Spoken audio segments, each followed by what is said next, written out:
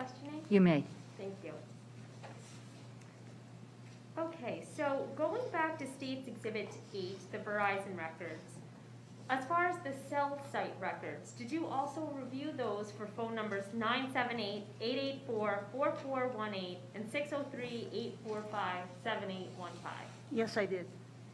How did you go about determining cell tower location activity for these two numbers? So as we discussed before the break, from the call detail records or the specialized location records that I received, in those records, I end up having the tower ID and the sector. So I end up matching that up with the actual carrier tower list that they provide, which ends up having the tower and the sector and the azimuth so that we know how those antennas are orientated on the tower. That information comes, it's voluminous, so it comes in spreadsheets, and I take those spreadsheets and they're loaded into mapping software to assist in creating the visuals that you're going to see. And then take a look at those manually and look at the raw data and make sure that they appear accurate based on the raw data. So I have for you here State's Exhibit 44 in this booklet. And can you take a look at those?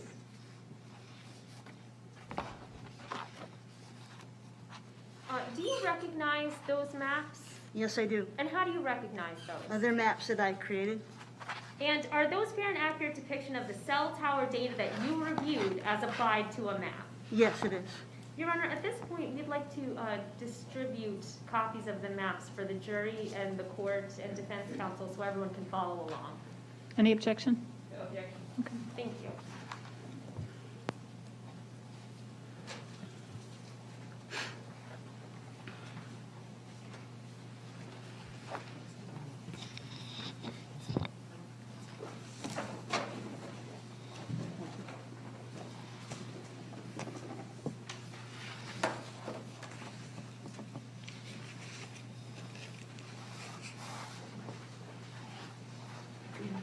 Do you have enough, or do you need?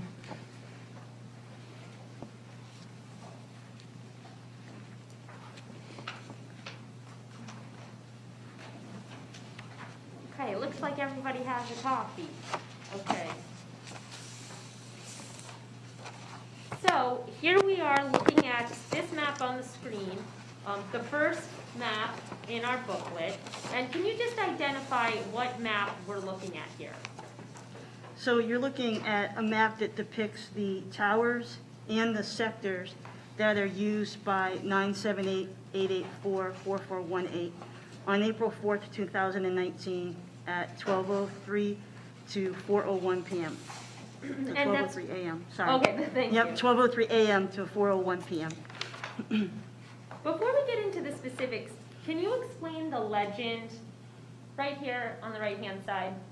Sure. So the orange circles indicate the individual towers, those physical structures, and where they're located that are used by the device. And the red star is the victim's residence at 118 West Road, Londonderry, New Hampshire. And now can you explain what these purple sections indicate? So if you recall back to the chart that I showed you with the pie shape, that's similar to what you're seeing here, is the actual sector that's being used by the device on the tower is that purple lines with the wedge. But remember what we talked about where the wedge is just an indicator of where that phone is. It doesn't mean that it's inside that shaded area at all. And what about these white boxes? Can you explain what these indicate? So that's the various connections. So the data that's represented on this map are those passive registrations I talked about. That's when the phone is continually interacting with the cellular network. We were able to receive that engineering data for this device. And so it's more comprehensive as to than call detail records, which we did not get cell site location data for. So these records are what I used. So within each of the white boxes, you're getting the date and time that connections were made with the tower and sector. And then you can see bolded is that unique ID number and the sector number. generally speaking, when you reviewed the call detail records, did you see any cell phone calls or text messages that correspond generally with any of the connections documented on the map? Yes, from the call detail records, yes. Okay, looking at this chart, was there any outgoing communications during this time frame? Yes, there were. There was an outgoing text message at 9:52 a.m. And is that the text message that you're referring to there? Yes, I am. Were there any incoming communications on April 4th, 2019, between 12:03 a.m. and 4:01 p.m.? Yeah, there was an incoming text message at 9:50 a.m. and an incoming call at 12:43 p.m. Okay, and is that the incoming text message that you were referring to? Yes, it is. And the incoming call? Yes.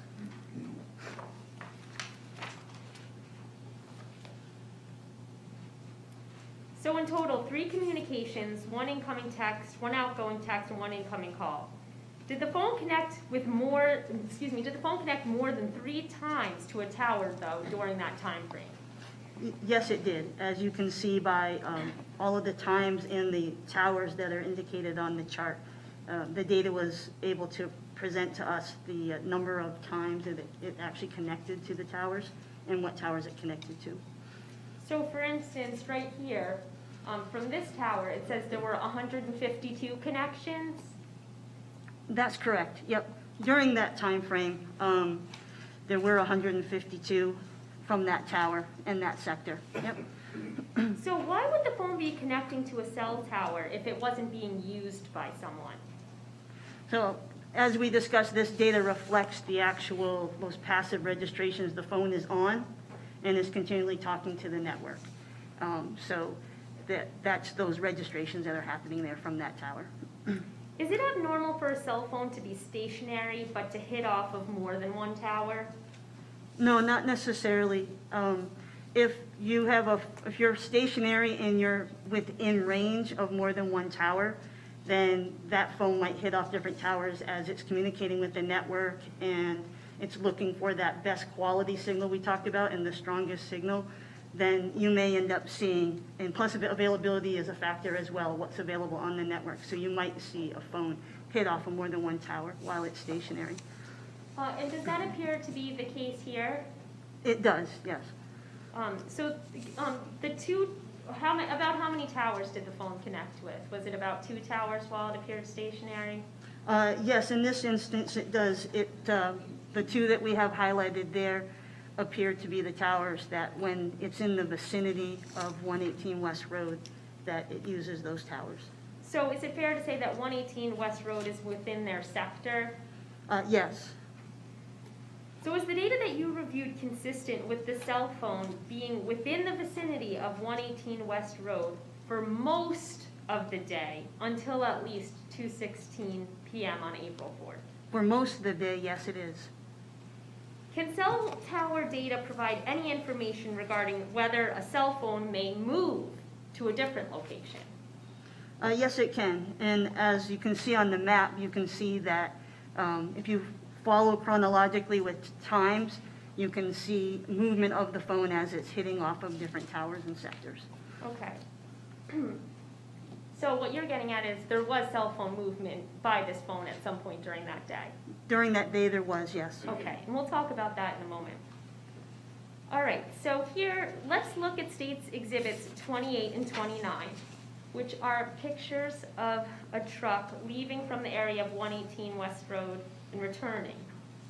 Let's assume that the timestamp on these images is incorrect, and this top image, States Exhibit 28, shows a truck driving from 118 West Road at about 8:55 a.m. on April 4th. And this bottom image here shows a truck driving toward 118 West Road at about 9:23 on April 4th. Now looking at the highlighted portions of your chart for the cell phone with phone number 978-884-4418, Did the cell tower information that you reviewed indicate anything in terms of the general location of the cell phone between 8:55 a.m. and 9:23 a.m.? Yes, if you follow the times in the white boxes, you can see that the phone generally moves from the vicinity of 118 West Road towards Derry, New Hampshire. And that first hit, you want me to walk through, Heather?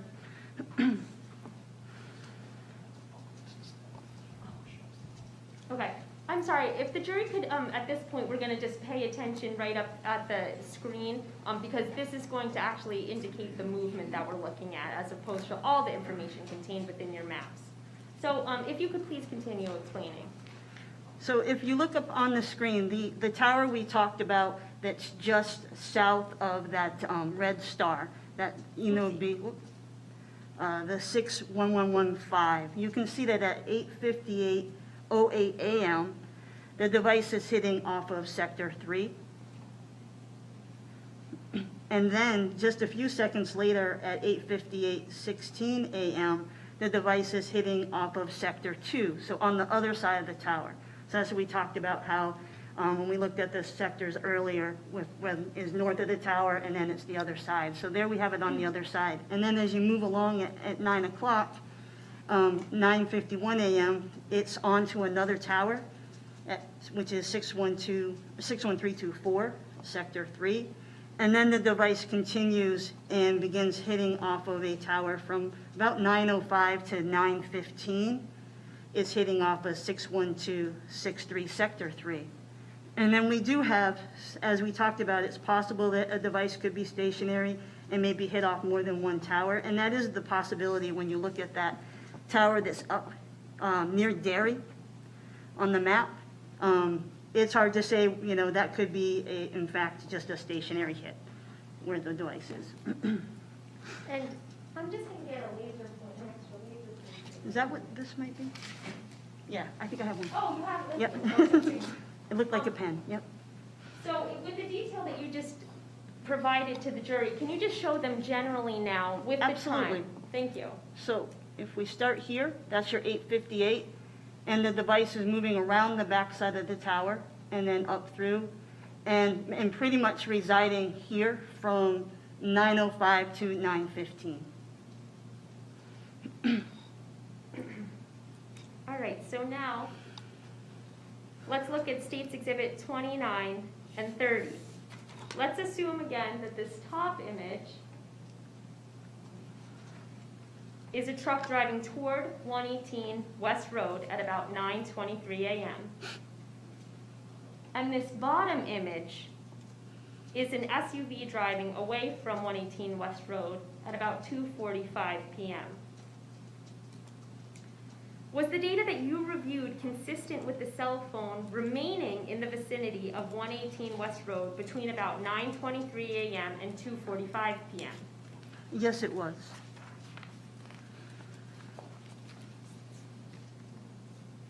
Focusing just now on States Exhibit 30, did you review data consistent with cell phone movement after about 2:45 p.m. on April 4th? Yes, I did. What did the cell tower data indicate in terms of general location of the cell phone in regard to the highlighted portions of this map? And again, I'm going to direct the jury's attention to the map up here on the screen. So I'll just help out with the pointer. So at this tower and sector, beginning at 3 o'clock, the device is connected to that tower and the one just south of it. So at that time, beginning around 3, the device is in the Nashua-Hudson area. So what general directionality was the data consistent with after 2:45 p.m.? South of Londonderry, New Hampshire. Now, in addition to the number 978-884-4418 cell tower data, you also reviewed cell tower data for the number 603-845-7815, correct? Yes, that's correct. Okay, so now we're turning to the next map in States Exhibit 4, map number 2. Can you please explain to the jury what we're looking at here? So here you're looking at similar data. This is the towers and sectors that were used by target number 603-845-7815 on April 4th, 2019, between the times of 12:19 a.m. and 3:17 p.m. And this is the similar data. This is, you see the white boxes again with the connections. And we also had just very sparse cell site location information provided from call detail records. And is this the same general time parameters as the chart you just reviewed with the jury for the 978 cell phone? Yes. Looking at State's Exhibit 43, that communications chart, so I'd ask the jury now to look back up at the screen. Did you see any cell phone calls or text messages that correspond with any of the connections between 12:19 a.m. and 3:17 p.m. on April 4th, 2019 for the phone number 603-845-7815? Yes, there were two incoming calls, one at 8:55 a.m. and one at 9:55 a.m. Then there were two incoming text messages, one at 12:37 p.m. and one at 2:42 p.m. And then finally an outgoing text message at 2:56 p.m. Okay, and so is that those the two phone calls that you were referring to? Mm-hmm. And the text messages that you were referring to that were incoming? Yes. And then lastly, is this the outgoing text message at 2:56 p.m. that you were referring to? Correct, yes. Did any of the data indicate that the cell phone associated with the 603 number moved prior to 8:55 a.m. on April 4th? No, it did not. Now, looking at the blue highlighted portions on this map, and again, at this point, we're going to focus our attention to the maps up on the screen so we can look at the highlighted portions. Are these the same two towers that you identified for the 978 number as being in the vicinity of 118 West Road? Yes, they are. Is this consistent with the 603 number being in the vicinity of 118 West Road prior to 8:55 a.m.? Yes, it is. All right, so let's look at State's Exhibit 28 and 29. And again, let's assume that these pictures depict a truck coming from the direction of 118 West Road at about 8:55 and then returning to the area at about 9:23. And the bottom one's the 9:23. Okay. Now looking at the highlighted portion of your chart for the cell phone number with phone number 603-845-7815, what did the cell tower information that you reviewed indicate in terms of the general location of the cell phone between 8:55 a.m. and 9:23 a.m.? It indicated that the phone began to move from the vicinity of 118 West Road towards Derry, New Hampshire, around the backside of the tower and up towards Derry. Was this movement consistent with the data indicating movement during this time frame for the phone number 978-884-4418? Yes, it was. All right, let's look at these images, and again, let's assume that these pictures depict a truck going toward the direction of 118 West Road at about 9:23 a.m. And then at the bottom here, we have an SUV leaving the direction of 118 West Road at about 2:45 p.m. Now looking at the highlighted portion of your chart, was the data that you reviewed consistent with the cell phone with the area code 603 being in the area of 118 West Road between about 9:23 a.m. and 2:45 p.m.? Yes, it was. Was this consistent with the cell site location data for the 978 cell phone during that same time frame? Yes, it is. Focusing on State's Exhibit 30, assuming that this image depicts an SUV driving away from the area of 118 West Road at 2:45 p.m. Looking at the blue highlighted portion of this chart, what did the cell tower data that you reviewed indicate in terms of the general location of the cell phone beginning at about that time frame? And again, I'm going to direct the jury's attention up to the screen, please. It indicated that the device started to move from the vicinity of 118 West Road down towards the Nashua Hudson area at approximately 2:58 p.m. Okay, now we will be looking at the third map that you have in the State's Exhibit 44. Can you please explain what this chart indicates? Sure.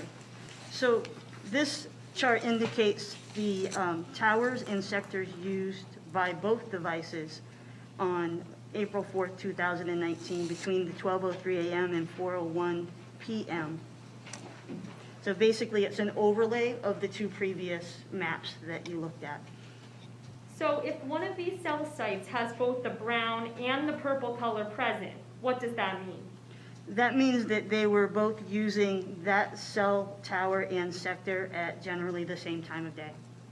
So this might seem obvious, but what if we just see the purple color? Then that's only the 978 device is using that tower and sector, and the same with the brown. It would be the 603 device.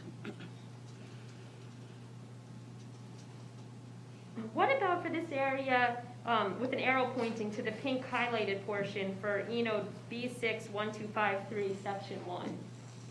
That would be the last area, so it's the last tower and sector that device used on April 4th, 2019, between 3 p.m. and 4:01 p.m. And that would be like right here. Where is the last area that both the 603, 845, 7815, and 978, 884, 4418 cell phones overlap? What's the last area? It would be at that tower in the Nashua Hudson area. And generally, what was the last time period, the general time period that the cell site connections for these two cell phones overlapped in the same area? Between the time period of 3 and 3:17 p.m. What did the cell tower data that you reviewed indicate happened after that last area of overlap? So after that last area, you can see that the 603 device starts using different towers and then travels south down here. And I believe that you already repeated this, but let's focus on the group of cell towers highlighted at the bottom of the map here. And Okay. again, can you just tell us what geographic area is encompassed by these cell towers? That's the Nashua Hudson area. All right, I'm showing you State's Exhibit 2, which is a Dunkin' Donuts receipt, a Dunkin' Donuts transaction. Can you indicate what purchases this reflects? It reflects a 1 6-piece hash brown, 1 egg, bacon, and cheese sandwich on a bagel, and 1 medium iced coffee. And in the upper right-hand corner, can you read the highlighted section for the jury? And if you're having difficulty, I can give you the actual exhibit. That's okay. It's a 4/4/2019, 15:13. And in Eastern Standard Time, what time is 15:13? That's 3:13 p.m. Did both cell phones utilize cell towers consistent with being in the Hudson area at about that time? Yes, they did. So was the data consistent with both cell phones being in the Hudson area at 3:13 p.m. when the hash brown, egg, bacon, and cheese bagel sandwich and iced coffee were ordered from Dunkin' Donuts? Yes, that's correct. Can you explain for the jury what the data indicates regarding the cell phone connection at the bottom of the map? Sector 3, it's ENODE B 58099 right here.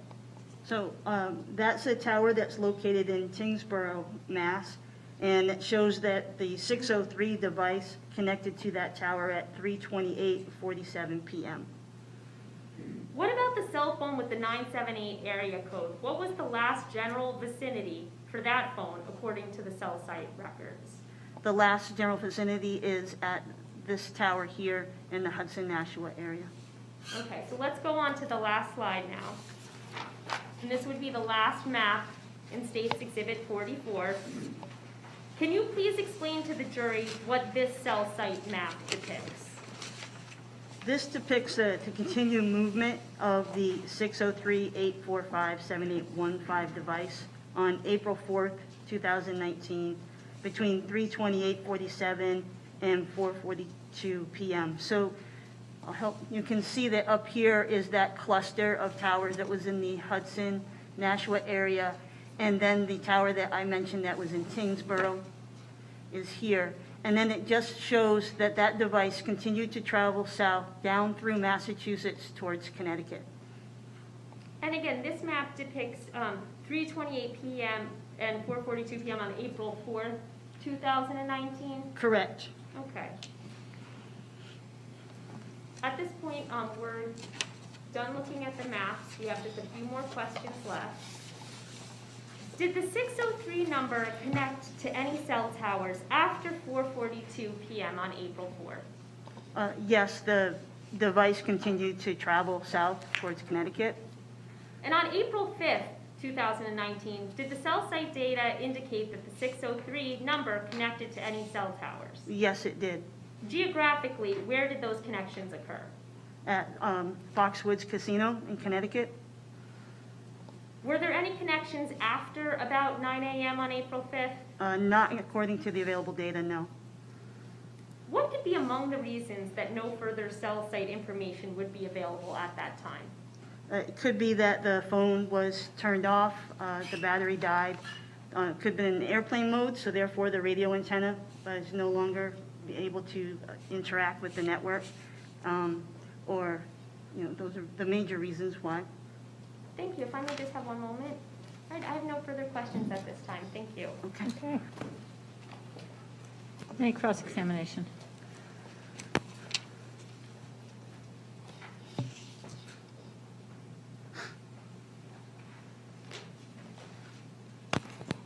Thank you. No questions. Okay. Okay. And so may this witness be excused by both sides? Yes, Your Honor. Yes. You can step down, you can stay, or leave as you choose. Okay, thank you very much.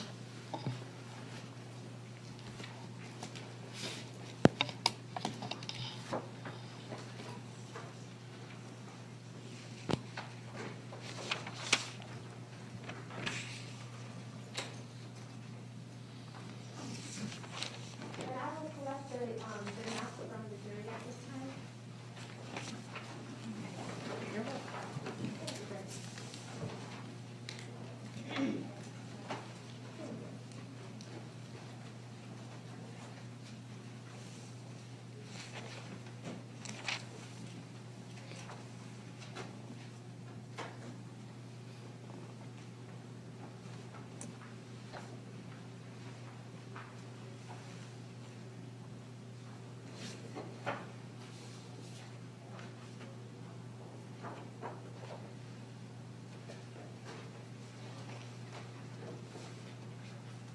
If I may just have one moment, Your Honor. You may. Thank you.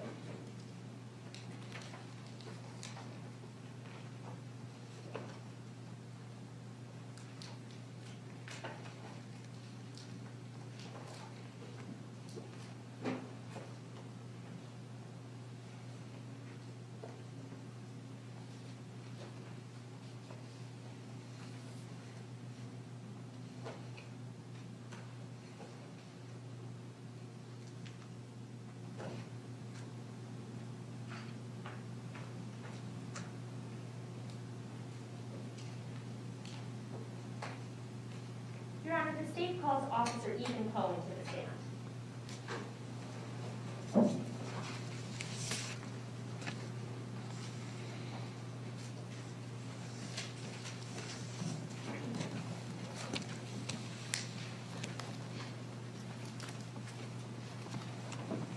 Sir, if you could raise your right hand, please. You solemnly swear the testimony you're about to provide to this court and jury shall be the truth under the pains and penalties of perjury. Yes, I do. Thank you. Please have a seat. And once you're close enough to that microphone, if you could state your full name for our court reporter and spell your last name. Okay. My name is Ethan Cohen, C-O-H-E-N.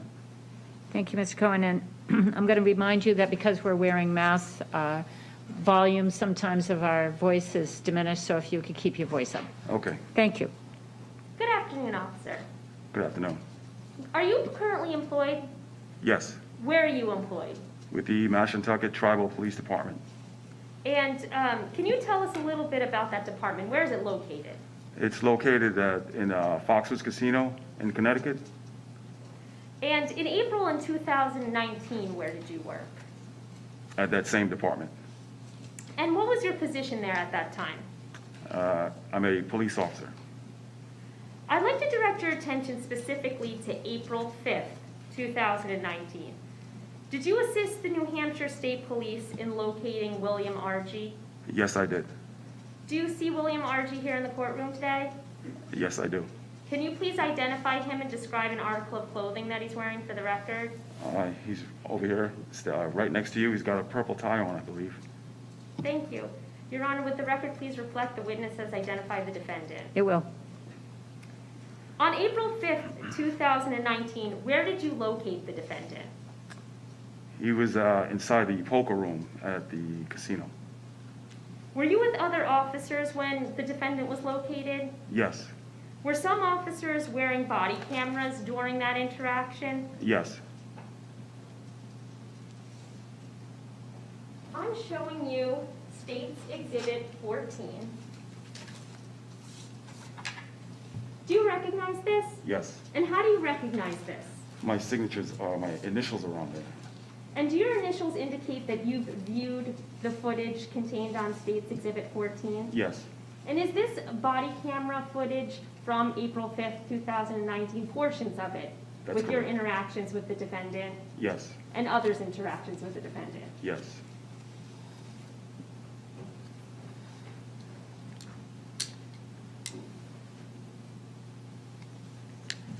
Okay, at this point, I'm going to play about 30 seconds of some of that body camera footage. And if you wouldn't mind, can we just dim the lights just a little bit to make sure everybody can see it? And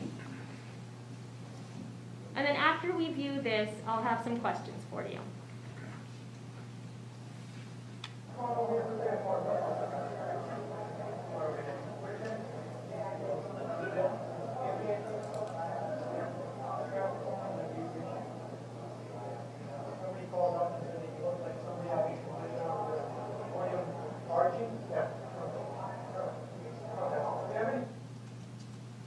Okay, so where was the defendant located during this portion of the video?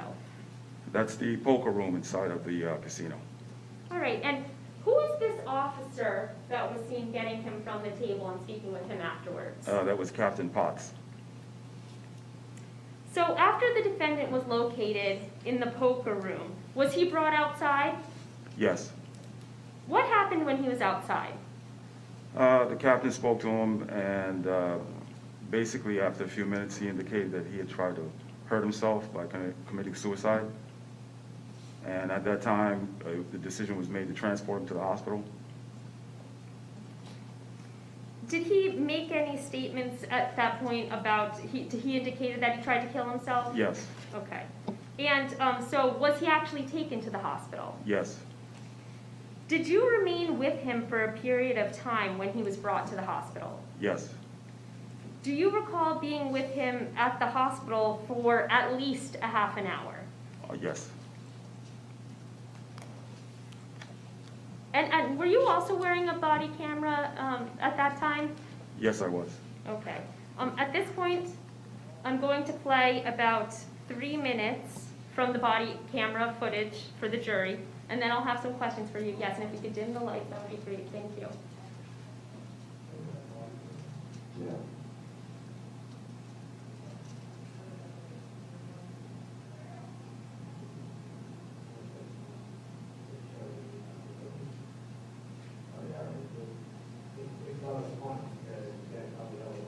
Do you want to restart it? Yes, if we could.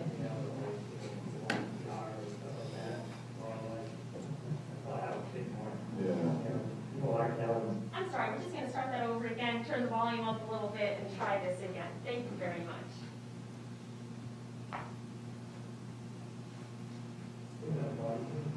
Yeah.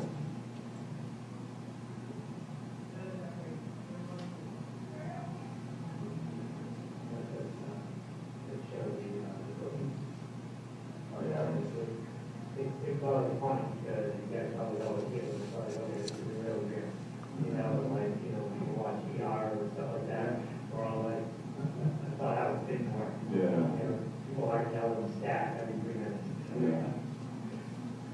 happening? Hurry up. Yeah.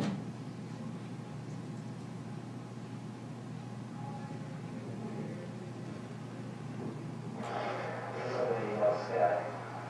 Better get your ass in here.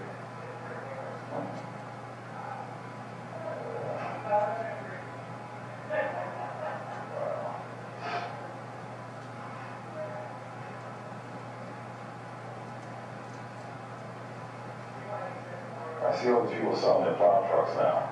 Yeah, there's no snow this year. It's a I nice, can't believe it, no snow at all the rest of the year. it's a nice 250 with a plow on it, 6,500. Really? Yeah.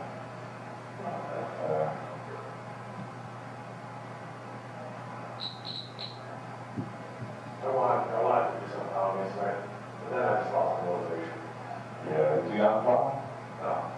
Because I thought you could just go out there and No, we have a science. yeah, because you'll be out there. I've seen some videos where all of a sudden the truck's driving, and next thing you know, the plow gets caught, the truck goes over the plow. Oh, Oh, when they hit it, yeah. Hit something, Yeah, the speed plow bump, goes yeah. underneath the truck. Yeah, no, I ain't doing that in my truck.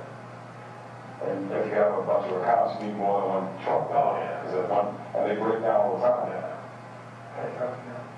Yeah, well, that's the way that should be.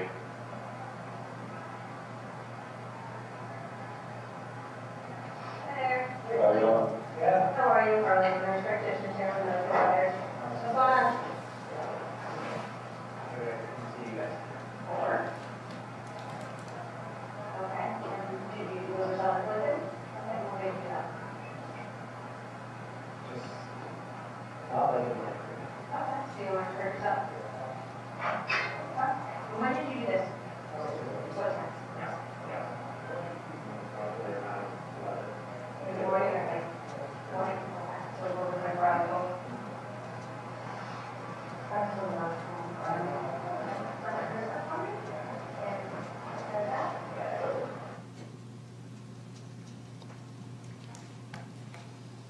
While you were sitting with the defendant, did he begin a conversation with you about a television show? Yes. While he was laying in bed, what was his demeanor like? He appeared calm. While you were in the room with the defendant, did medical staff check on him? Yes. And when they asked him why he was in the hospital, what did he do? He turned his palms upwards, and he demonstrated, or he was showing where he had tried to cut his wrist. And did he say why he tried to hurt himself? Yeah, he said that he's not liking life right now, basically. Did he say how old the wounds were? Well, he said he did it around 11 a.m. within the last 24 hours. Okay, so he said that 11 a.m. the day before? Yes. And I'm now showing you State's Exhibit 19. This is a few pictures that were taken from the body camera footage, correct? Yes. All right, so let's start here with this picture on the top left-hand corner. And can you just tell us what we're seeing here? That's the poker room at the casino. Okay. And is this an image of the defendant sitting at the poker table? Yes. Okay, and now moving to the picture on the right-hand side here, what is depicted here? That's the defendant outside of the poker room. All right, and now moving to this picture right here at the bottom, who is seen in this picture? And that's also the defendant. The defendant, and then who is right here? That's the nurse. All right, so I'd like to just direct your attention to the defendant's positioning here. Can you explain to the jury how the defendant's legs are positioned here? They appear to be crossed, ankles crossed over. And is that representative of how the defendant appeared during the majority of the time you spent with him in the hospital room? Yes. Thank you. I have no further questions right now.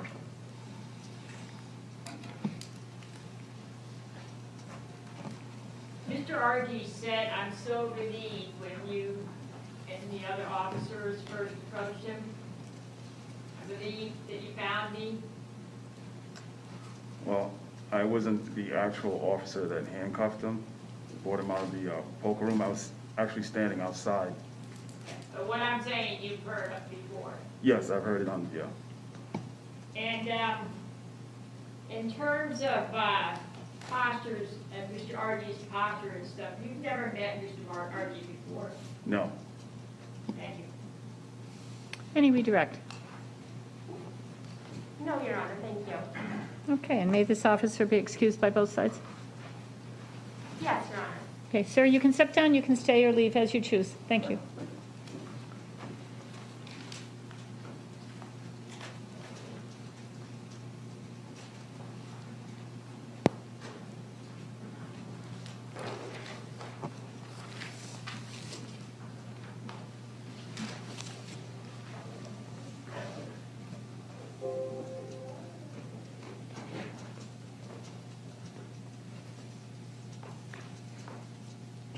Your Honor, the state calls Kelley Hobbs to the stand.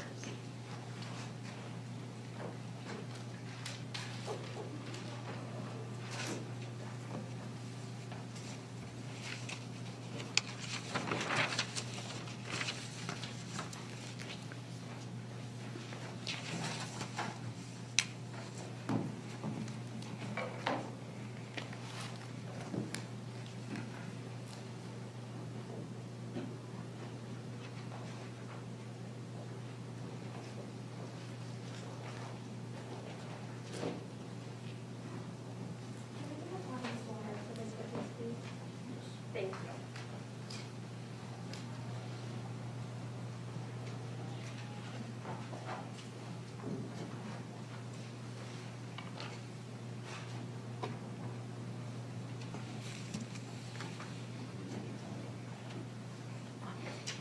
Afternoon.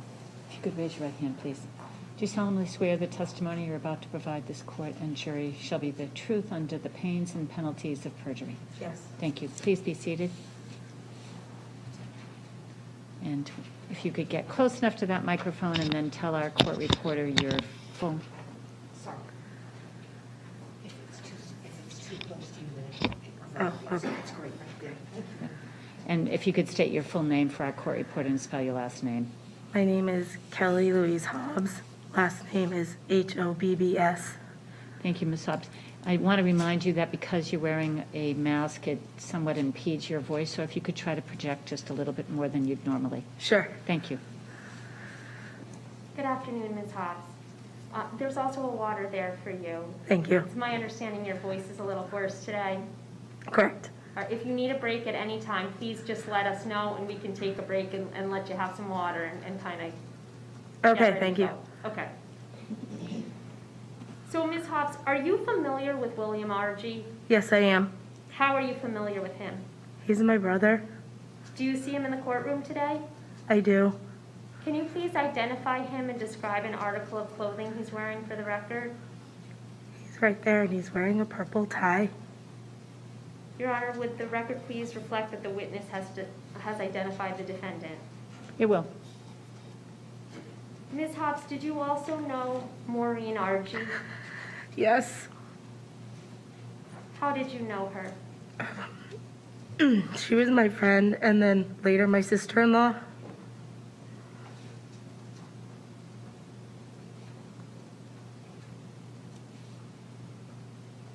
I have some.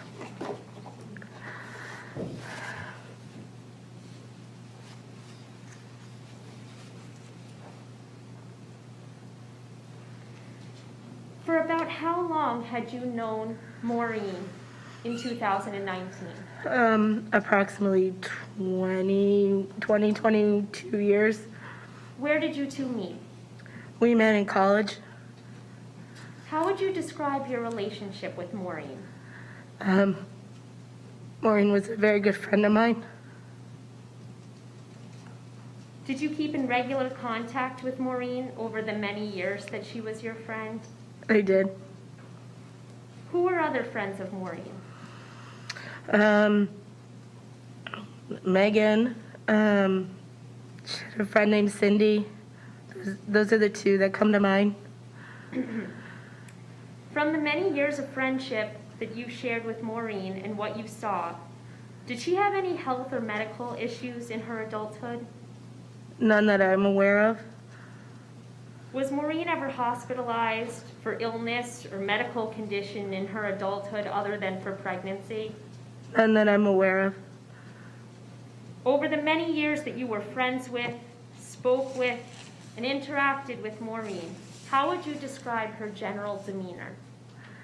Maureen is a very quiet person, very calm. Yeah, very quiet, calm, sort of go with the flow kind of person. Based on your many interactions and conversations with your friend Maureen, did she ever appear suicidal? No. With respect to Maureen, based on your interactions with her over the years in various different social settings, would you agree with the following statement? Maureen drank a lot. No. Why would you not agree with that? She did drink, but the only time I ever saw her drink was at social occasions or, holidays, family functions, that kind of thing. Over those years that you were friends with Maureen, did you see her interact with her children, Ella and Gavin? Yes. What did you see with respect to their relationship? Maureen loved her kids dearly. She was a good mom. She was very patient with them. Was she an attentive mother? Yes.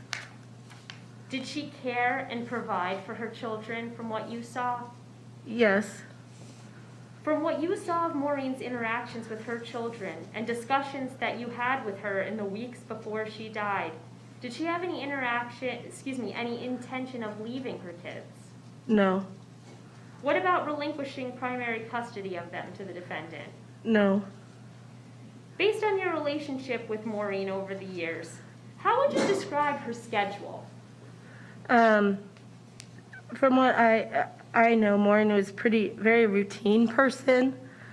And she liked kind of following a structure as much as she could with her work and my brother's work. Sometimes that couldn't happen, but she was pretty routine. Now let's turn to your relationship with the defendant. Did you grow up in the same household as him? I did. For about how long were you in the same household with him? My whole life, I'm trying to think, until he went to college. And do you and the defendant share a sister? Yes, we do. What is her name? Karen. What's Karen's last name? Argie. In regard to your family, are you familiar with the phrase, the unit? Yes. And what does that mean? It's like a thing in my family to say, like, family love, family importance. Did you maintain contact with the defendant through adulthood? Yes. How so, generally? I think a normal brother-sister relationship. We'd call each other, see each other for our kids' things or family functions. Are you familiar with his handwriting? Yes. Your Honor, may I approach the witness? You may.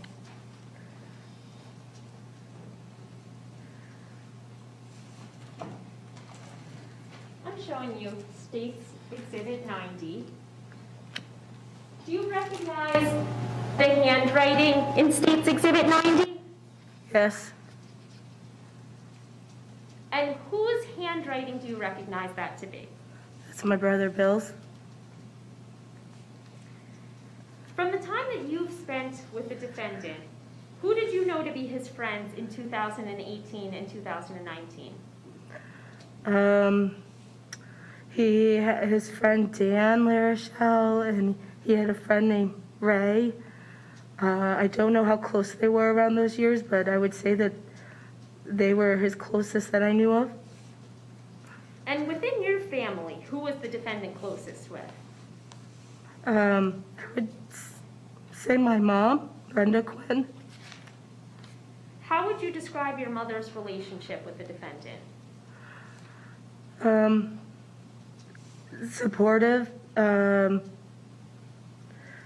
think she would do anything for any of her kids, including him. With respect to both Maureen and the defendant, did they each have their own cars in the spring of 2019? Yes, they did. Do you remember what they drove? I believe Maureen drove like a SUV kind of car. I can't remember what my brother drove. In late 2018 into 2019, what was the status of the marriage between Maureen and the defendant based on your conversations with them? It was not good. It was falling apart. Did you ever personally observe the defendant and Maureen's interactions during this time period? Yes. Do you recall how the defendant treated Maureen? They very distantly. I think they were both very stressed, and so I often witnessed just sort of a distant relationship. But do you recall how the defendant treated Maureen? How he treated her. Sometimes there was yelling and negative words. I can't tell you exactly what. Do you remember speaking with the police in this case? I do remember. And do you remember that conversation with the police was recorded? Yes. And there was a transcript made from that? Yes. If I showed you that transcript, would that refresh your memory? Sure. Okay.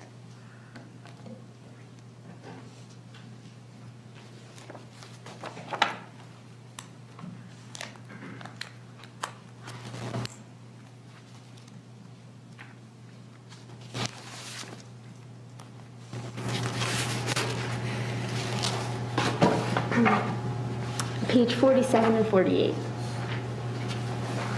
I may put it. Okay, this is double-sided. So you go ahead and read 47 and 48 when to yourself. When you're done, just go ahead and look up.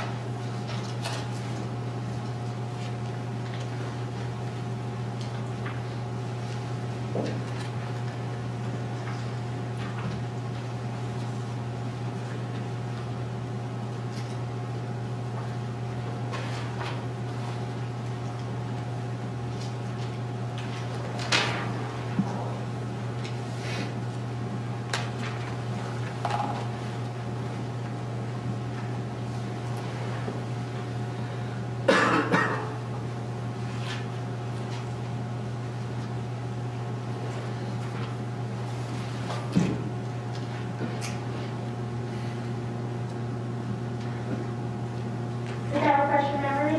Yes. How did the defendant treat Morin? He was not kind to her. At times. You said he was a jerk to her, right? Yes.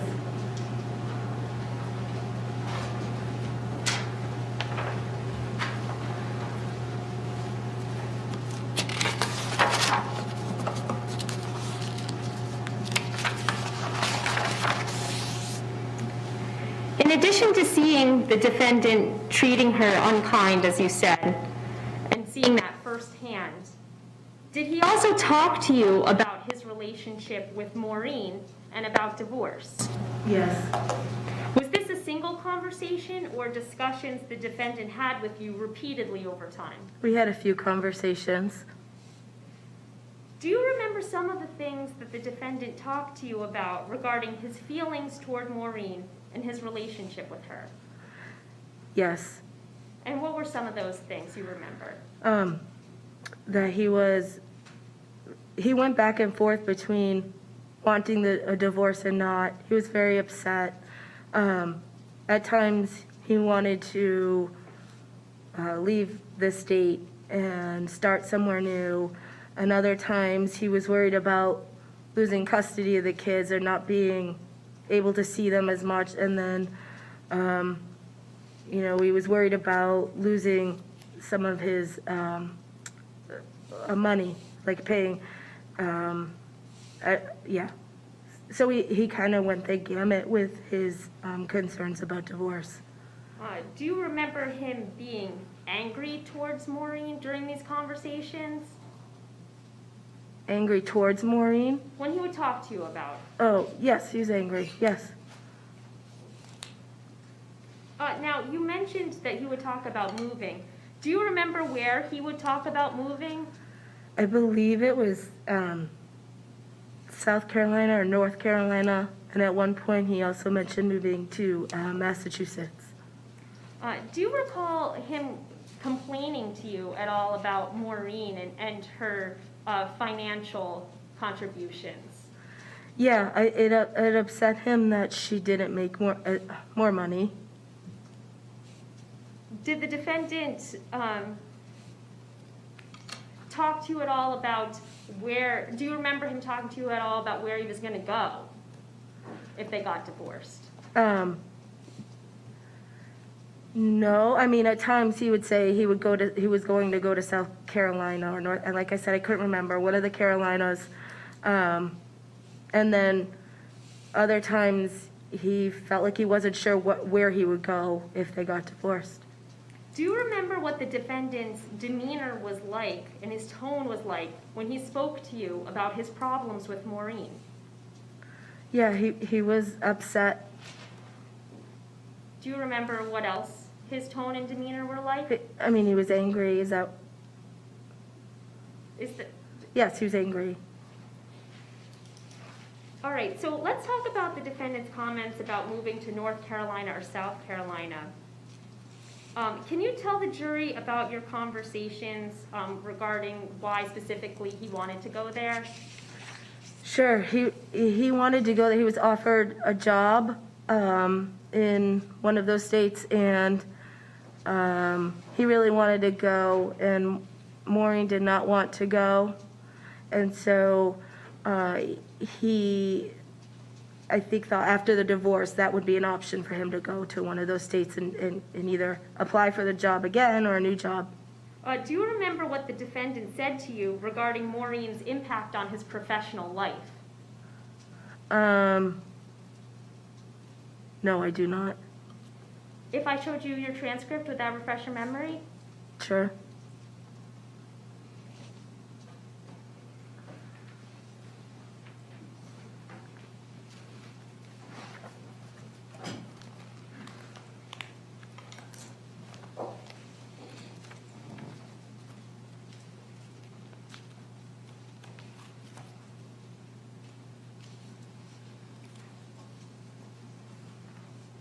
I'm looking at the second transcript from May 17th on page 40.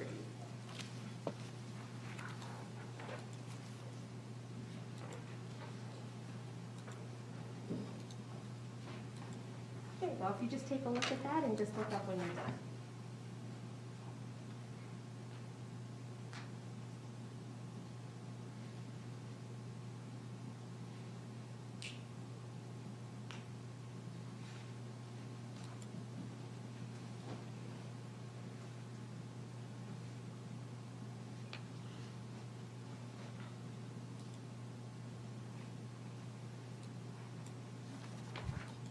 This page Oh, too. no. Unless you would like to, it's up to you. Did that refresh your memory? Yeah. And how did the defendant feel that Maureen impacted his professional life? So he was upset because he wanted to make a move to South Carolina, and she didn't want to go. So he was upset that that she didn't want to go. He felt that she was holding him back? Yeah, in that instance, yes.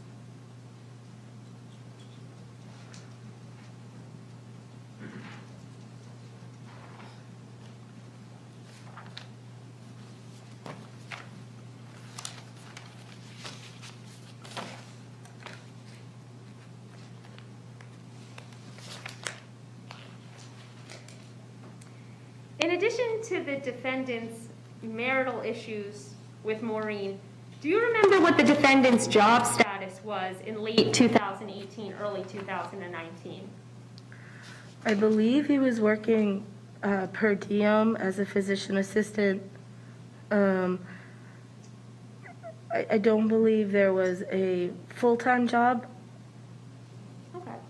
Do you remember what the defendant talked to you about in regard to gambling? He felt that since he felt he could afford to gamble because he made good money. And what did the defendant feel in regard to gambling and his income? Did he believe it was a way of supplementing his income? Yeah, he did believe that if he won, it would be a supplement to his income. Did the defendant gamble frequently? Yes. Based on your conversations with the defendant, did he think that he had an issue with gambling? No, I don't think he believed he had an issue with gambling. Around March of 2018, did you and other family members and friends of the defendant have an intervention with him? Yes, we did. Do you remember what behavior was addressed at that intervention? Sure. We talked about his gambling and we thought he needed some mental health care. Who attended the intervention? My sister Karen, Maureen, Dan LaRochelle, and Ray Karen. Did your mother also attend? I'm sorry, yes, and Brenda Quinn. Do you recall how the defendant responded to that confrontation that you and others had with him about his behavior? Yeah, he was angry, didn't think he had a problem, and thought we were being a little ridiculous. Do you remember how the defendant treated Morin during that intervention? Yeah, he was mad because I believe she was the one that spearheaded it or was working with someone who attended the intervention on what we would do and how we would do it, so he was mad at her. Do you recall where Morin stayed that night? She stayed at my house. All right, now turning to the months leading up to Morin's death, did the defendant talk to you about how he was feeling about his life? Yes. And what did he say? He was not happy. He didn't have a job he liked. The marriage wasn't going the way he wanted, so he wasn't happy. Did he feel that his life was going in a positive direction? No. Fair to say he felt like his life was falling apart? Yes. Let's now turn to the weeks before Morin's death. Were you in regular contact with Morin at that time? I was. What about the defendant? Yes. Did you communicate with each by cell phone? Yes. All right, so right now we're looking at State's Exhibit 42, which is a phone number chart. Does this chart accurately state your cell phone number, circled in red there, from spring of 2019? Yes, it does. And then we're going to look up at the top, and does that accurately reflect the defendant's cell phone number from that time, spring 2019? I can't be sure, but I can't be sure. Okay. And what about your mother, Brenda Quinn? Does that cell phone look correct for her? I also don't know. Okay. At some point in the weeks leading up to her death, did Maureen and the defendant discuss divorce? Yes. Whose plan was it at that point to move forward with a divorce? Maureen. Did you talk to both Maureen and the defendant about that? I did. What was the defendant's reaction to Maureen's request for a divorce? As I said before, he was angry. His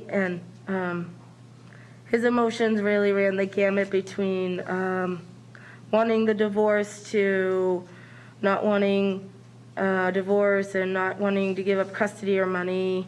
Yeah. Do you remember about how long you spent on the phone with your brother discussing Maureen's request for a divorce? I don't remember how long. If I showed you your transcript, would that refresh your memory? Sure.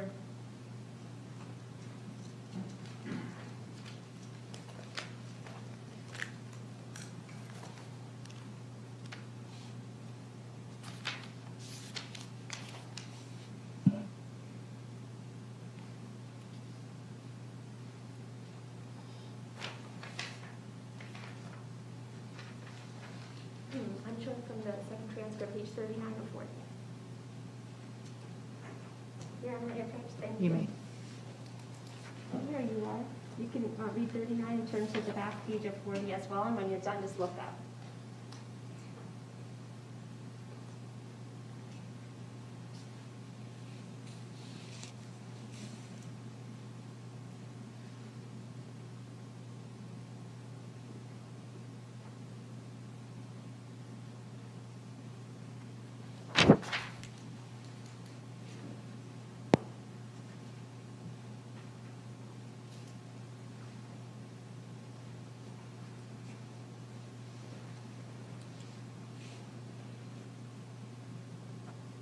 And about how long did you have that discussion with the defendant? 45 minutes.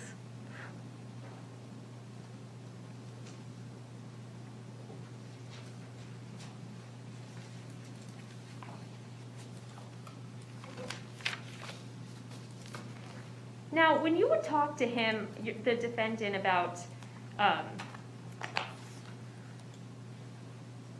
about money and his financial situation, what was his viewpoint on that? Was he concerned with money? He was concerned with money and their financial status. What about in terms of the divorce? Was he concerned with money in terms of the divorce? Yeah, he said he was concerned about how much he would have to pay for child support, and he didn't want to.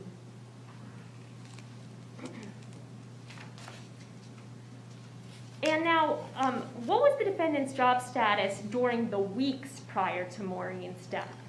I believe he was unemployed. All right. And what did the defendant tell you about his financial situation at that time? That he was about to file for bankruptcy, or just did. Okay. Did you help the defendant and Maureen financially during this time? I did. And how so? I paid for the kids' summer camp. Do you recall about when you paid for the kids' summer camp in relation to Maureen's death? About a week before she passed away. Okay. And during this time period, did you spend some time with Maureen? When you paid for the kids' summer camp, did you see her that day? Yes. We spent some time together in my car. All right. And do you recall discussing anything about Maureen's intentions regarding her living situation at that time? Yes. What was that conversation? She and the kids were going to move in with my mother temporarily until she figured out a new apartment or housing situation. And was that the last time that you saw Maureen before she died? It was. Did you receive some emails from her after you last saw her? I did. All right, so I'd now like to direct your attention to April 1st. So we have the calendar on the screen. I believe it states Exhibit 90. And I'm showing you now States Exhibit 56. This is an email from April 1st, 2019. Do you recognize this email? I do. And how do you recognize this? I'm one of the recipients. And is this the email one of the emails that you received from Maureen? Yes, it is. All right, so I'm going to read this first, and then I'll have some questions for you about it, okay? Okay. All right, so let's start up here with the headers. So it's from Maureen Argie at maureenargie@yahoo.com. Were you familiar with that email address? Yes. Is that an email address that Maureen would use to communicate with you? Yes. All right, and now let's look at who this email is to. So we have Kelley Hobbs, hobbs.kelley@yahoo.com, and is that you? Yes, it is. All right, and then next we have Karen Argie, karencoloration@yahoo.com, and who is that? That is my sister, Karen. Next we have Matt Gaudet, Gaudy79@yahoo.com, who is that? It's Maureen's brother. And then after that is listed Aaron Gaudet, Aaron Gaudet at oxfordcorp.com. Who is that? It's Maureen's sister-in-law. Then we have Ann Gaudet, A.M. Gaudet at Verizon.net. And who's that? That is Maureen's mom. And then we have Joe Gaudet, Ace165 at Verizon.net. And who is that? That's Maureen's dad. And then lastly, we have Cindy Tanuma, Cindy at comcaregivers.org. And who is that? That's Maureen's friend, Cindy. Was the defendant one of the people who was on this email sent by Maureen? No. All right, so the email begins, "Hi, I'm sort of overwhelmed with everything, but I am trying to get a plan together. At this point, I need help with painting, decluttering, and bringing stuff to Cindy's house, free storage, so house can be sold. At least one potential outdoor thing, getting mold off one side of the house, and packing to move out with the kids." Do you know what Maureen was referencing here with respect to painting and taking items to Cindy's? Yeah, she was trying to get the house ready to sell because they were getting divorced and knew that no one would be able to afford to live there by themselves. So the Cindy that she's referencing in this first paragraph, is that the same Cindy that's on this email? Yes, it is. The second paragraph starts, "I'm looking at Saturday, April 6th, Sunday, April 14th, and or Monday, April 15th. I have all days off." Do you know what Maureen was referring to then when she said she was looking at Saturday, April 6th, Sunday, April 14th, and or Monday, April 15th? Yeah, those were the days that she was looking to move some of her stuff, the kids' stuff, to Cindy's house and, Okay. and work on the house. She then goes on to say, "I am off April 13th, but we have softball and baseball games. I don't know times yet. And Gav has B-Day party, so I couldn't guarantee that I would be there for most of the time. That is okay with me. Up to you all if you care if you are there alone or with Billy." And when she's referring to Gav there, who is she referring to? Her son, Gavin, And when she mentions Billy, who is she referring to? my brother. She goes on to state, "Obviously you can help with packing if I'm not there, but you could come during the week for the other stuff. Billy is around most of the time. He has no April work schedule as of now. He has agreed to work with everyone to meet this common goal, but he keeps flip-flopping on that. I appreciate all your offers to help out. I may not even need all your help, just trying to see if, when anyone is available, and to do what. Thanks, Maureen." When Maureen was stating here she wanted to see if or what people were available, what was she trying to do with this email? She was trying to get her people together to help her get the house ready to sell and for her to move out. Okay. All right, so that email was sent on April 1st. Now I'm directing your attention to April 2nd, 2019. And I'm showing you an email that is dated Tuesday, April 2nd, 6:56 a.m. from, again, Maureen Argie. And just again, going through who this email was sent to, Gotti at 79@yahoo.com. I believe you testified that was her brother, Matt. Correct. And then Kelley Hobbs, you testified as yourself. Correct. Karen Argie is your sister. Correct. Erin Gaudet is her sister-in-law. Correct. Ann Gaudet was Maureen's mother. Correct. Joe Gaudet is her father. Correct. And Cindy Tanuma is another friend. Correct. Okay. So again, I'm going to read this email and then I'll have some questions for you. So she begins with, "Maybe I need guidance, but my situation is different. I wanted painting and taking any stuff to Cindy's first. Packing stuff we will need for Brenda's last, because once I do that, we have to move out." Can you explain what she meant by that? Of Brenda specifically. That is where she was going to move with the kids. And so, the stuff she was going to need for every day living at my mom's house would be the last things that she would move out. And when she says she wanted to pack the things that we will need for Brenda's house. Who was moving to Brenda's house? Gavin, Ella, and Maureen. Okay, so it goes on to say, cleaning very last, although some can get done before. House will not be empty. He will stay here until sold. Then we will probably have to sell a lot because there will be only so much space at Brenda's, Cindy's. Maybe you could take a few things. I would really want house on market by end of this month at the latest. And so, did you know if Maureen and the defendant hired a realtor to sell their house? I don't know if they officially hired a realtor, but they had someone come and look at the house. Do you remember who that person was? Yes, Who is that? Karen Waystack. Was Karen Waystack a randomly selected realtor? No, she's a friend of the family. Okay, so this email was sent to you on April 2nd, 2019, about 6:56 a.m. Do you remember speaking with Maureen on the phone about these emails? I do not. Okay. Well, right here I'm showing you a communications chart from April 2nd, 2019. And it lists some phone calls that you had with Maureen Argie. Does that refresh your memory about some conversations you had with her on that date? I mean, I know I talked to her regularly and checked in. I don't remember exactly what we spoke about. If I showed you a transcript, would that help refresh your memory? Sure. Okay.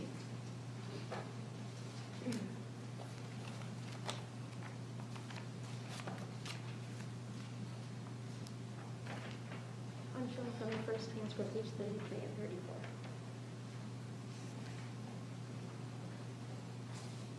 Okay, and you can just take your time, read page 33 and 34 and look up when you're done.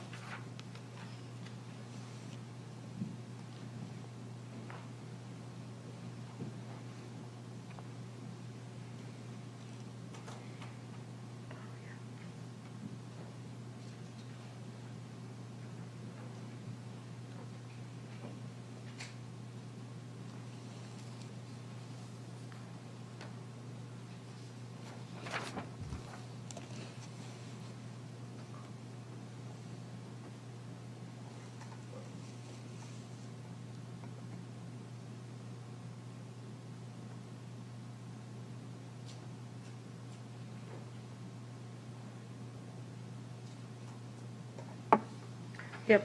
Okay, so does that refresh your memory? Yes, I remember that conversation. I didn't realize when it was. Okay.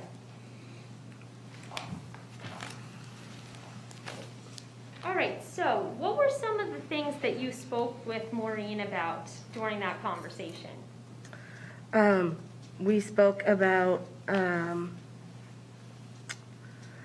her having a promotion at work and an upcoming interview and feeling hopeful. She felt hopeful for the first time in a while. She didn't seem, I heard like a little spark in her voice that I hadn't heard in a while. So we talked briefly about that. I believe the interview was within the next week. Okay, and did you also talk with her about her plans for moving and painting the house? Yes, we talked about that. She had told me when I last talked, she always felt like she was bothering me by calling and asking for advice. And last time I talked to her, she had said, "I won't bother you for 7 days." And she called me, and it hadn't been 7 days, so she was joking with me and said, "I know it hasn't been 7 days, but she had spoken with her brother Matt about house plans and moving plans and wanted to get my intake on that." And I think you testified that you heard a spark in her voice that you hadn't heard for a while. Yes. Can you just describe what her tone of voice and what her demeanor sounded like on the phone during that call? Sure. Well, I had no idea that she was looking for a new job. I don't know how it happened, but she talked to me about this possible promotion at work and that it would come with a pay increase and a new challenge for her. And she just seemed excited in her voice, and I told her I was really happy for her and proud of her for for doing this, knowing that she was going through a stressful situation, and she said, thanks, I'm excited for this too. In addition to text messages and phone calls, did you also exchange messages with Maureen using iPhone messenger application iMessage? I don't know. I'm really not good at technology. I don't know. Would that be just a regular text message? Through iPhone, like an iMessage, and I can... Oh, I don't know. Okay, Yeah, if I showed you a message, could that potentially... Sure. Okay. I'm going to be showing her Exhibit 95.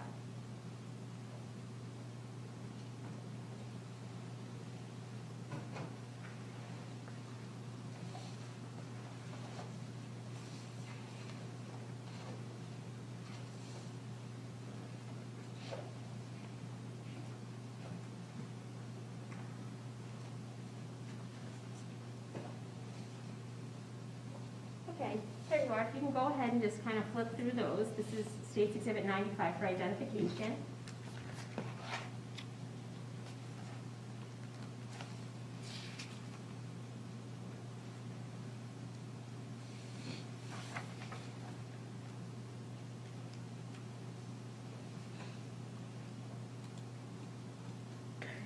And just referring up to the top.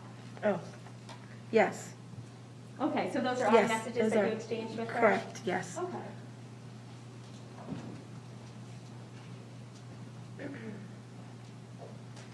So before you have some iMessages exchanged between you and Maureen on April 2nd.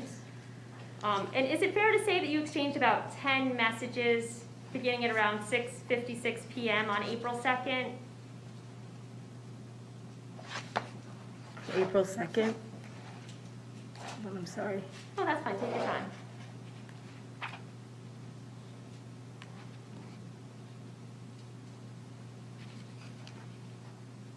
I don't see the dates. Sure.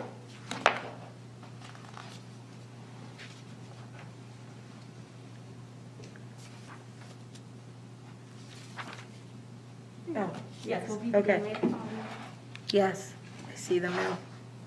Yep, Okay, fair to say you exchanged about 10 text messages with her beginning at 6:56 p.m.? correct. All right, and during this exchange, did Maureen discuss with you her upcoming plans? She talked to me about her kid, like how she was gonna talk to the kids. And without getting into the content, I'm gonna direct your attention specifically. Okay. Did she just talk about upcoming plans? And then we're gonna look at this text message here. I'm gonna read it out loud, and then I'll have some questions for you. Sure. I'm waiting on my mom about Saturday. If she can't watch kids, I would probably ask you to watch kids so I can do some moving to Cindy's. I want kids away because it is upsetting for them to see their stuff taken away, even if you tell them they will get it back. I can't ask Billy because he constantly changes his mind and I don't want to get stuck. Was that text message sent to you? Yes, it was. The blue bubble at the bottom that says okay, was that your response to her? Yes. All right, and this is the state's full exhibit at this point, and now I'm directing your attention to a calendar that shows April 2nd. And were you referencing and discussing plans for that upcoming Saturday, April 6th? Yes. Okay, so now I'd like to turn to your conversations with the defendant during this time frame. Do you remember the last time that you saw the defendant prior to Maureen's death? I don't remember.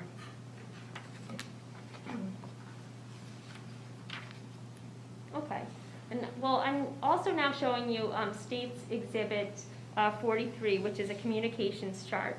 Shows multiple text message conversations and some phone calls between you and the defendant's cell phone,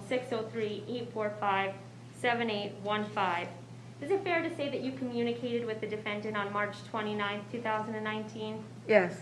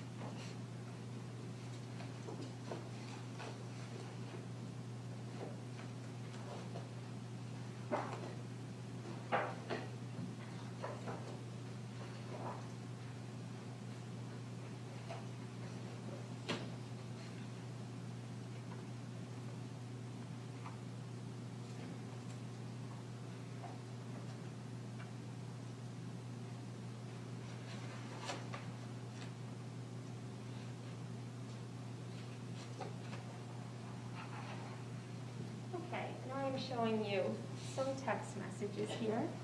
If you can just please take a look at those. And what was that exhibit number? Oh, yes, that's State Exhibit 51. Thank you. Thank you.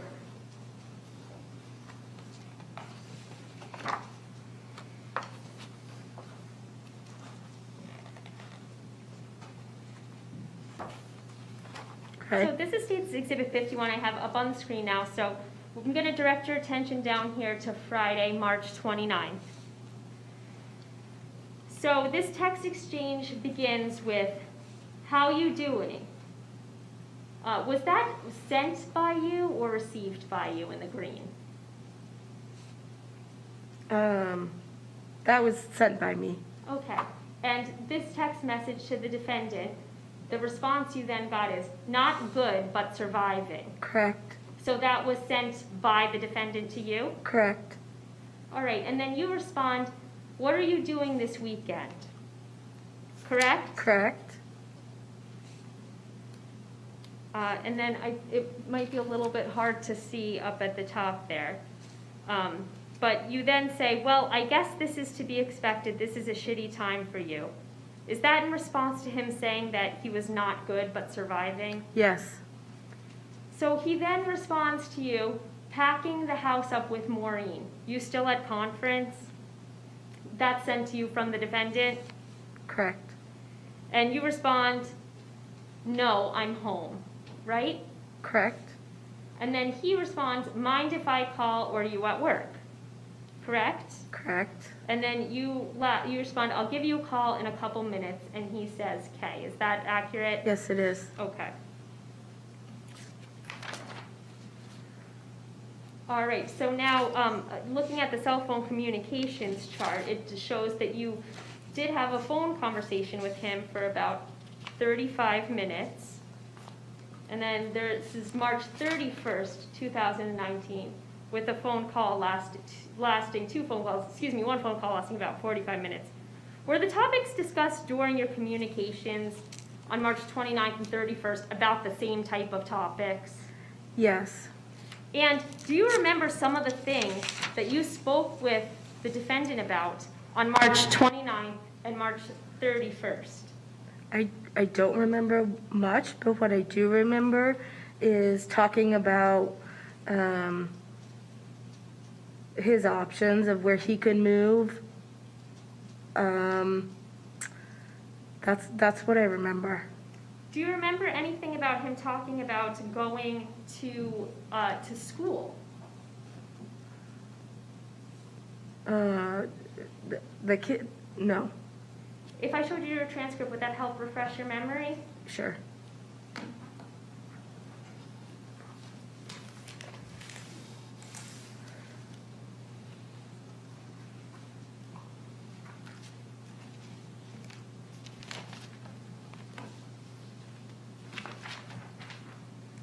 This is the first time I believe that.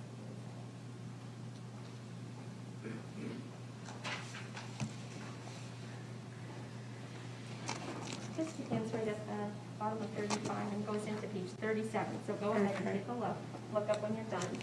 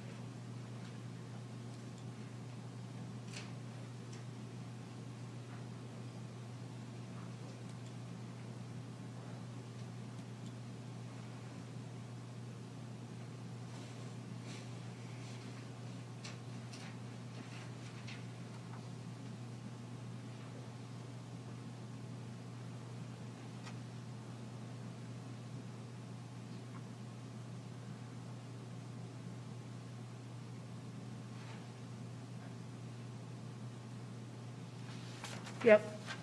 Did that refresh your memory? Yes, I do remember that call. Okay, so did the defendant talk to you about wanting to go to school? Yes. What did he say? He was thinking about going back to school and going to law school. Okay. And did he say he wanted to go to law school to fix injustices against him? And without getting into any specifics?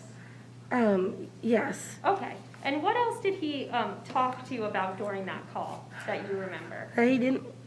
So what I had said earlier, where I remembered part of the conversation was about him moving to Maine, and he was worried that he wouldn't see his kids, and he didn't want to be a part-time dad. So he thought he would fight Maureen on custody. That was part of the conversation. And what was in Maine? My mother has a second home in Maine. And what was he intending to move to that home in Maine?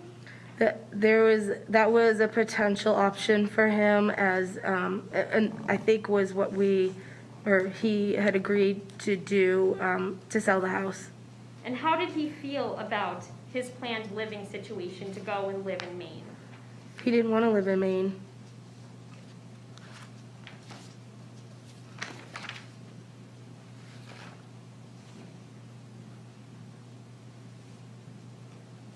Was that phone call that you had with the defendant on March 31st the last time you remember actually speaking with him? I believe so.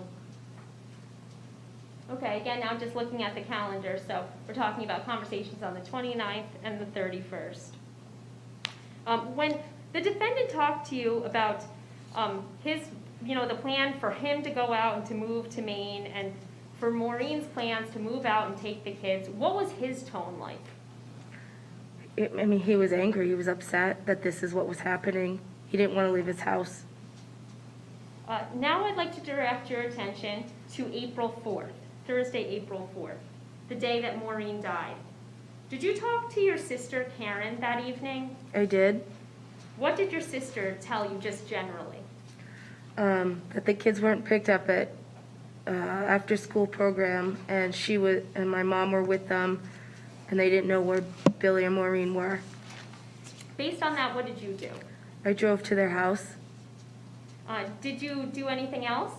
I called the police, and I believe I called Matt, Maureen's brother, on the way. So when you called the police, did you still continue on to the Argie's residence in Londonderry? Yes, I did. Were you at their home when the police arrived? Yes, I was.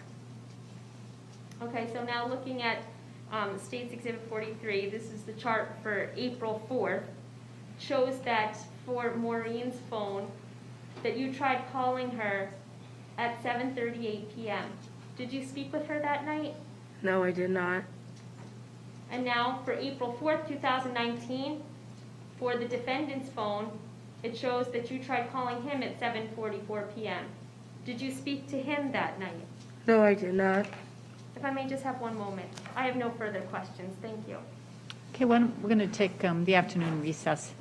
Okay, so ladies and gentlemen, we'll take a brief recess to allow you to stretch your legs and use the restroom. Let us know when you're ready. We'll come right on back. Thank you.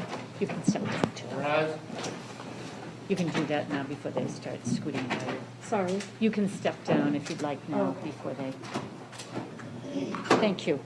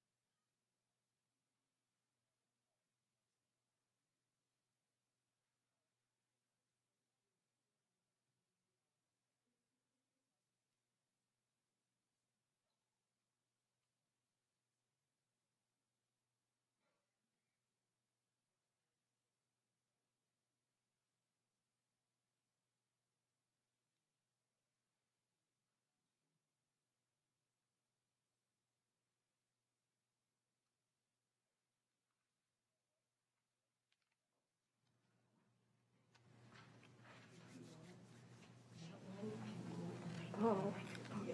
Like, how does this work? I don't think anybody's ordered the right. Whatever.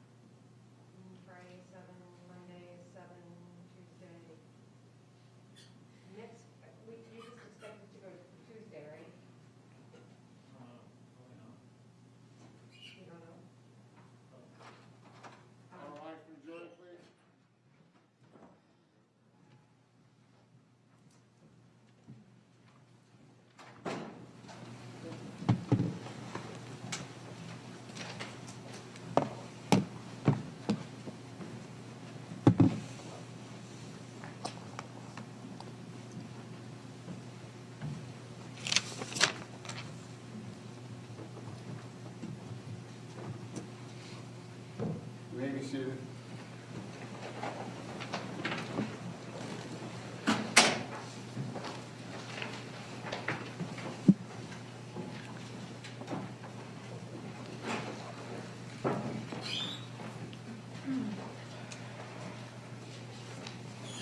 Good afternoon.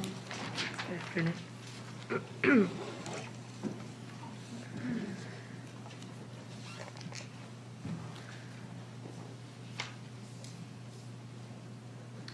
I want to ask you a few questions about Bill and Maureen's marriage during the couple of years before Maureen died. Sure. So you have known Maureen and Bill since they first met. Correct. You witnessed the entirety of their relationship. Correct. And you had guessed that the marriage seemed to be falling apart for about 2 years before Maureen died. Is that correct? Correct. And when you say for 2 years, Maureen was unhappy for those 2 years? Correct. Bill was also unhappy for those 2 years? Correct. And they had both discussed divorce before the spring of 2019? Yes. And sometimes Maureen was hoping to get divorced, Yes. and other times Bill was hoping to get divorced. Yes.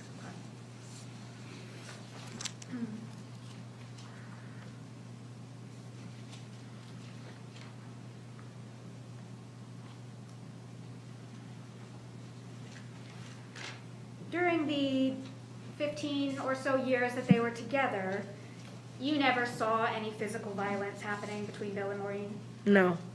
Maureen never told you she felt unsafe? Objection. Hearsay. All right, guys. Okay. You never observed Maureen with unexplained bruises or injuries? No.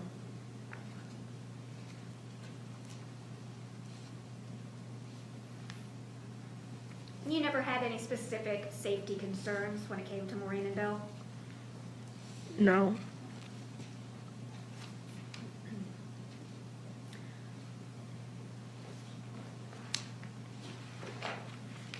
You mentioned Bill discussing a job opportunity down south.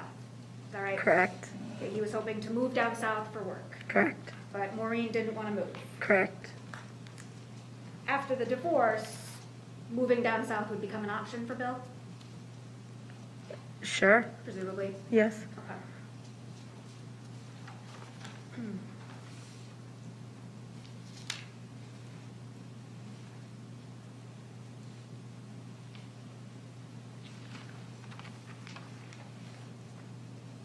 I want to talk with you a little bit about the intervention you mentioned. Okay. Were you involved in planning the intervention, or were you just present at the intervention? A small amount of planning. Small amount of planning? Okay. And that intervention was partially because of Bill's gambling. Correct. There were also concerns about Bill's mental health. Correct. Okay. There were concerns about suicidality. Yes, just not being in the right frame of mind. Okay. About Bill not being in the right frame of mind. Correct. Okay.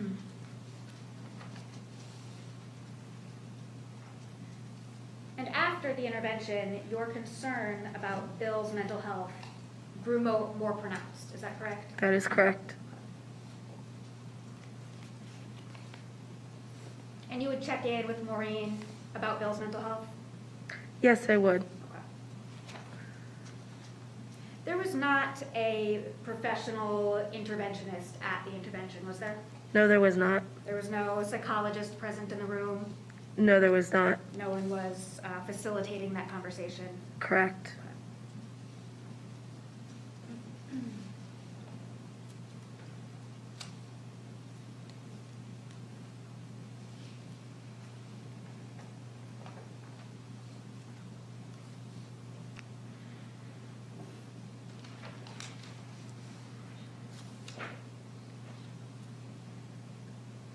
You spoke with Bill in the spring of 2019 about his marriage. Yes. You spoke with Bill about Maureen planning to leave. Yes. Is that right? And you described his reaction as running the gamut. Yes. That sometimes he was upset, sometimes he was very emotional. Correct. Other times he admitted he wanted the divorce. Is that Correct. right?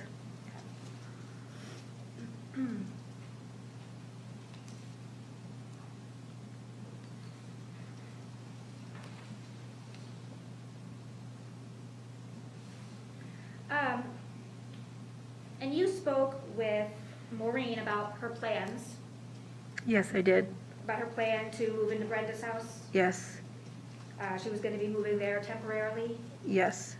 And is that because she couldn't afford rent or down payment immediately? That, and she also wanted the kids to stay in the close to their school. Okay. If for whatever reason she was unable to move to Brenda's house, was there a plan B in place? There, to my knowledge, no, there was no plan B. Okay.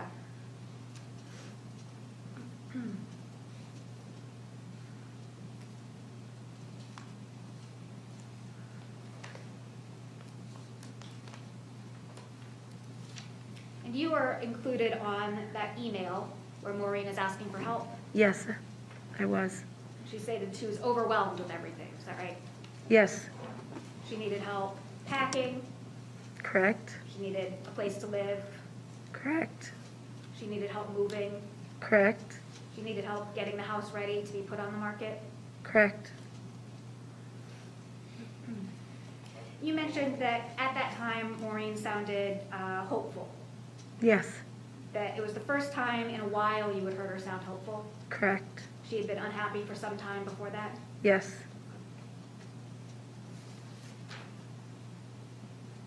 You mentioned a message from Maureen where she promised she wouldn't call you for 7 days.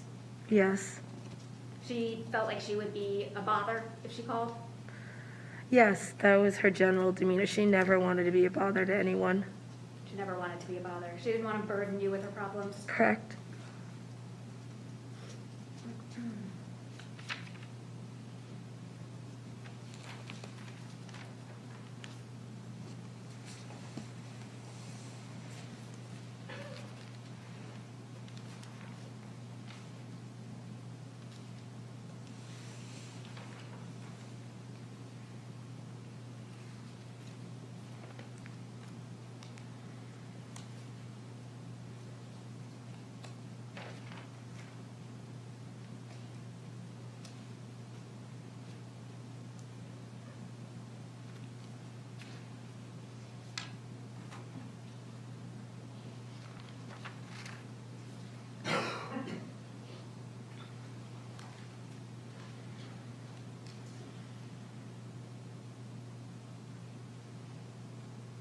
I could have one moment, please.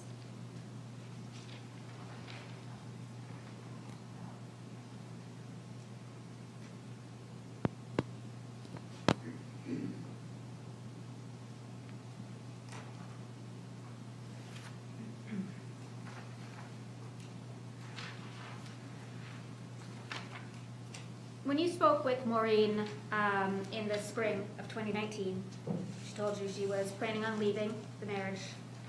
You told her you were proud of her. Yes, You were happy for her that she was leaving. I was happy for her to finally be at peace with the decision. She seemed finally at peace. Yes, And this was not the first time you and Maureen had talked about the marriage, right? correct. Maureen had seemed unhappy in the marriage, you were guessing, for a couple of years.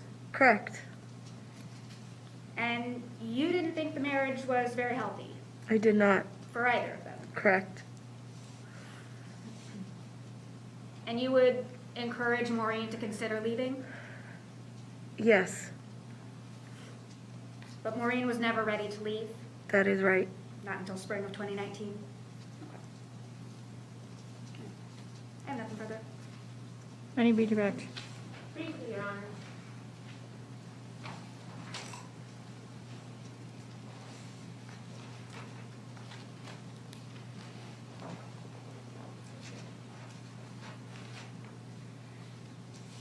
So that email that defense counsel was asking you about, Maureen said she was sort of overwhelmed, right?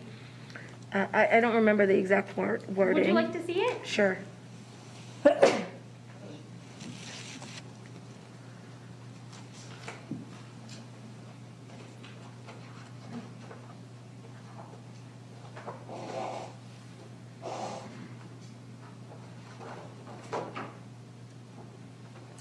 This is State's Exhibit 56. And the first line she says, "Hi, I am sort of overwhelmed with everything," correct? Correct. Thank you.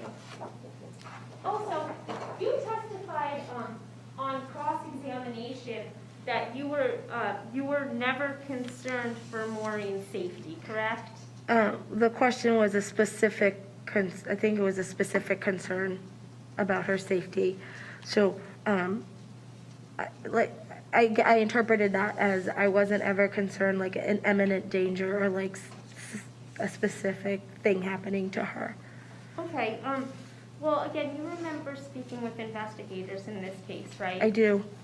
And do you remember telling investigators that after a specific incident involving your brother, without getting into specifics, that you were concerned with Maureen's safety? Yes. Thank you. Anything else? Just one moment, please.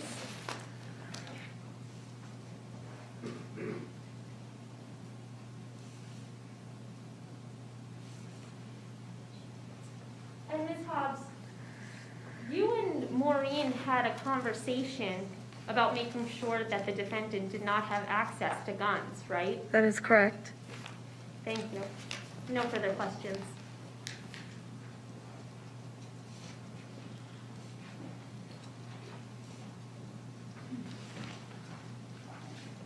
Maureen was a very private person. Very. She was very quiet. Yes. She didn't like to. Objection, Your Honor. This is beyond the scope of redirect. This goes to her characterization of how overwhelmed she was when she emails asking for help.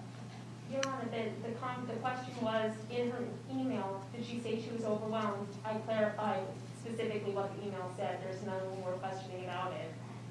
I agree with the state. It was specifically about what the email said. If there's some other line of questioning relative to that email, I'm happy to allow it.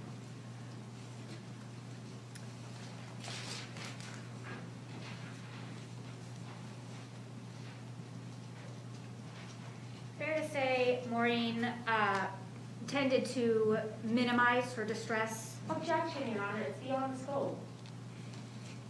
Again, I think it's beyond the scope as it relates to that issue.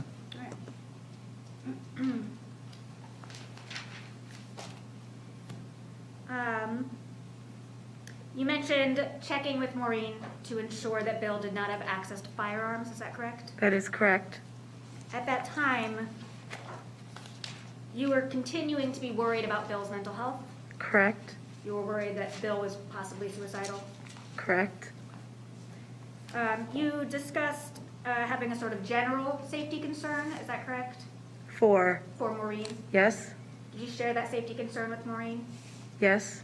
Did she agree that she was unsafe? Objection, Your Honor. Hearsay. No, I'll allow it. Goes to a state of mind. Can you repeat the question, please? Did Maureen agree that she was unsafe? By unsafe, do you mean anyway? Did Maureen feel as though she was in physical danger? No, I asked her that specifically. And she said no, she felt safe. She did say she felt safe. Thank you. Anything further from the state? Nothing further, Okay. Your Honor. And may this witness be excused by both sides? Yes, Your Honor. Okay, ma'am, you can step down, you can stay or leave as you choose. Thank you.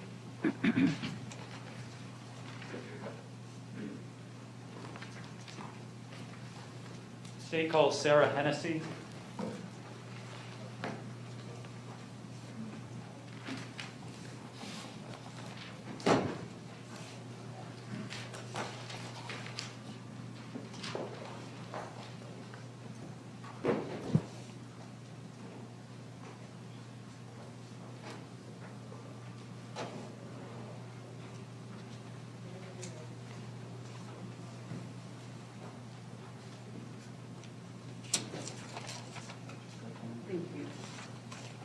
If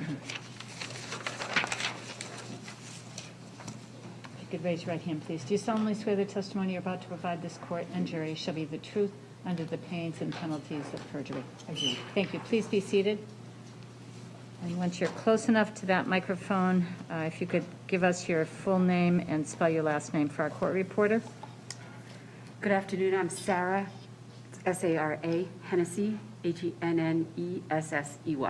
And Ms. Hennessey, I'll remind you that because we're all wearing masks, our voice doesn't project quite the same way. So if you could just keep your voice up a little bit more than you'd normally. Yes, Okay, ma'am. thank you. Back in 2019, where did you work? The New Hampshire State Police. The major crime unit? Yes. Beginning in April of 2019, did you participate in the investigation into the death of Maureen Argie in Londonderry? I did.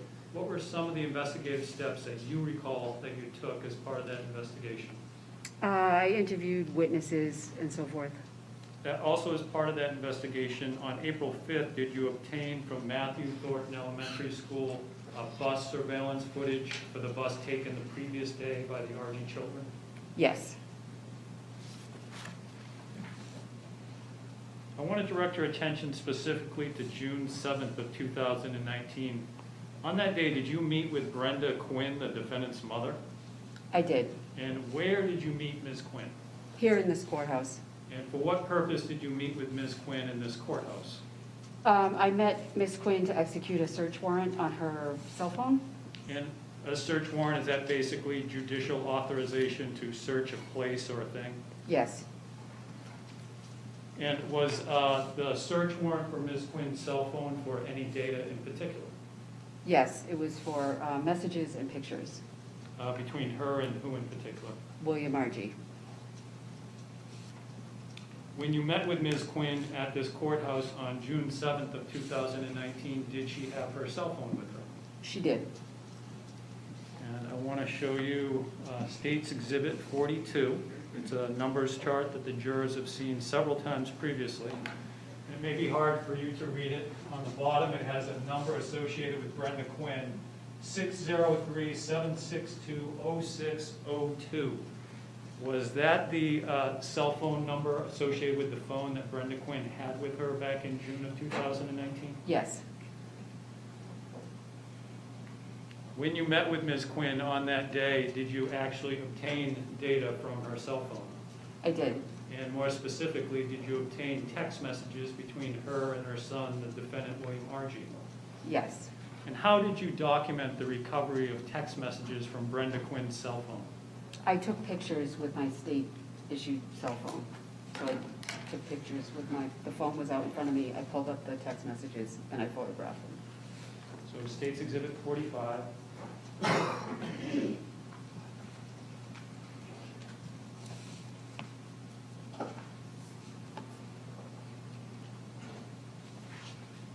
The pictures in State's Exhibit 45, do they appear to be the pictures that you took with your state-issued cell phone on June 7th when you executed that search warrant on Ms. Quinn's cell phone?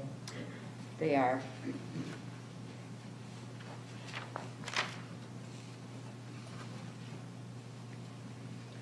And I know that these are hard to see, and we'll have some larger photographs momentarily, but are these the actual photographs that you took as part of that search warrant execution process? Yes.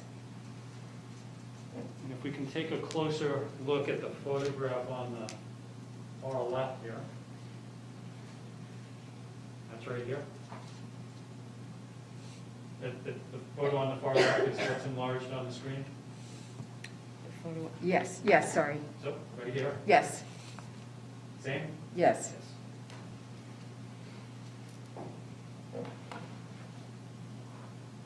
From your own experience in using cell phones, do you know what the balloons in green and in gray represent? Yes, it's two parties that are exchanging text messages. Does this photograph, and you also have it in front of you if it's hard to read, does it show 3 separate text communications on Tuesday, April 22nd? It does. And the times for those 3 separate text message communications on April 2nd, are they circled on the right photograph here? Yes. And for each conversation, is it just one text message back and forth? So the top one is a message, a reply, and then a picture. Yes. And then the middle one is 3, and the last one is 2? Correct. Or an emoji. So the next slide, on the left we have State's Exhibit 43, and these are portions of the cell phone records belonging to the defendant's cell phone. And do you see entries here highlighted in yellow, green, and blue that have a corresponding other telephone number belonging to a Brenda Quinn? Yes. And with respect to the start times of these communications, how do they correlate on this chart to the left to the actual photographs of text messages that you took on the right? They match. The times match the series of messages that are So sent. The one highlighted in yellow, we have a start time of 9:43, and right here it's 9:43. AM, yes. And again, we have 3 messages, and we have 2 messages in this emoji. Correct. And then for green, we have a start time of 12:30, and that correlates to 12:30 here. 12:30 PM, yes. And again, we have 3 messages. Correct. And with respect to the bottom in blue, we have 2 starting at 5:50. And does that correlate to 5:50 as well? It does, And PM. 2 text messages? Yes.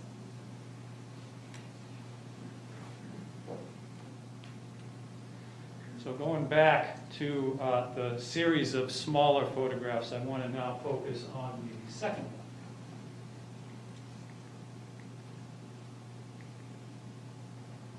And is this photograph that I just showed, is that an enlargement of this second photograph?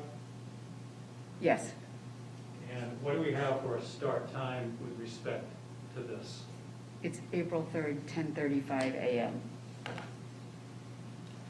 And does this photo and the rest of the photos that we saw, the smaller photos, all a text message conversation on April 3rd between Ms. Quinn using on her cell phone and her son, William Argie? Yes.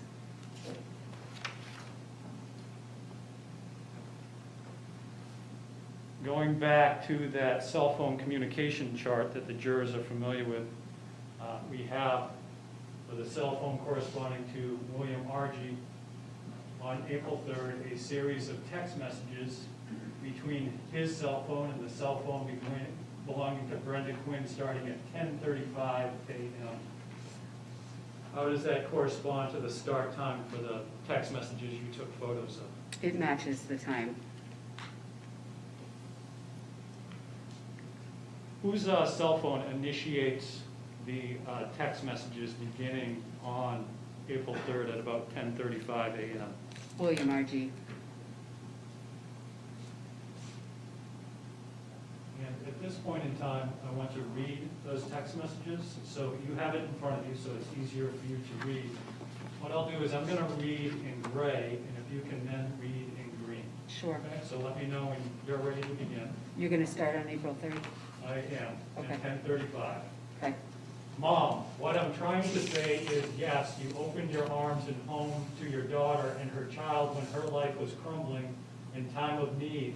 And now you're uprooting your life and opening your home to a non-child and my kids. That option was never even offered to me. So yes, this hurts.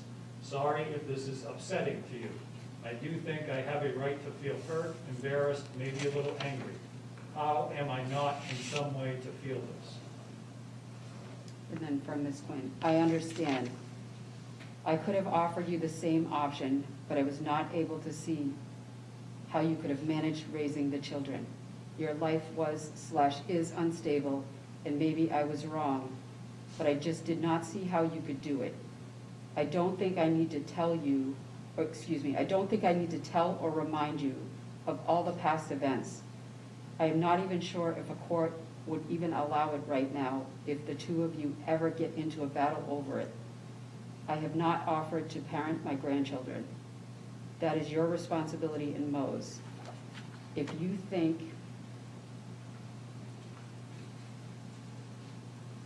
you can and want to be the custodial parent, talk to Mo about it. She might be agreeable. I only want to help where I can, and it is not my intention to anger anyone. So if she's agreeable to me being custodial parent, I can live in the house with them while trying to find work and parent my children? Because not just my life is unstable, everyone is. But not to say that I don't understand what you meant. But isn't that what the unit is all about, being close? I would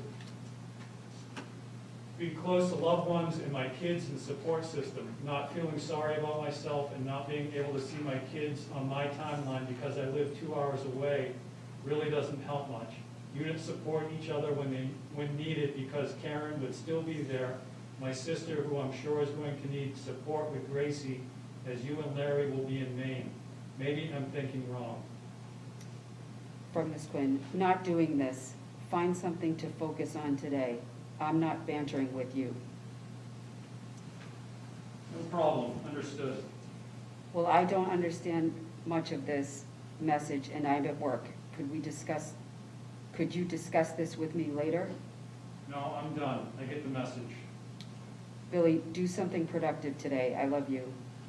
And is that the conclusion of the text messages that you obtained from Ms. Quinn's cell phone pursuant to that search warrant on June of 2019? It is. One moment. I have no further questions. Thank you. No questions. Okay, and may this witness be excused by both sides? Yes. Ma'am, you can step down, you can stay or leave as you choose. Thank you. Thank you.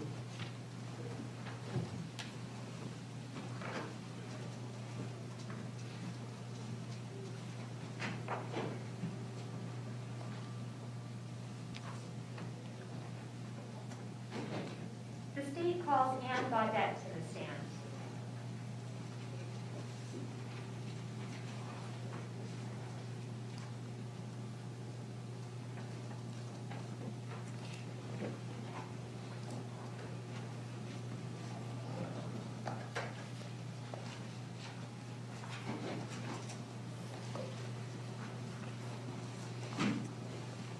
Do you solemnly swear the testimony you're about to provide this court and jury shall be the truth under the pains and penalties of perjury? I do. Thank you. Please be seated. And as you know, once you're close to that microphone, if you could state your full name for our court reporter and spell your first and last name. Thank you. Ann Gaudet, Anne Gaudet. Thank you. Good afternoon, Ms. Gaudet. Good afternoon. Did you know Maureen Argie? Yes, How? I'm her mother. Do you recognize the person in this picture? Yes, it's Maureen.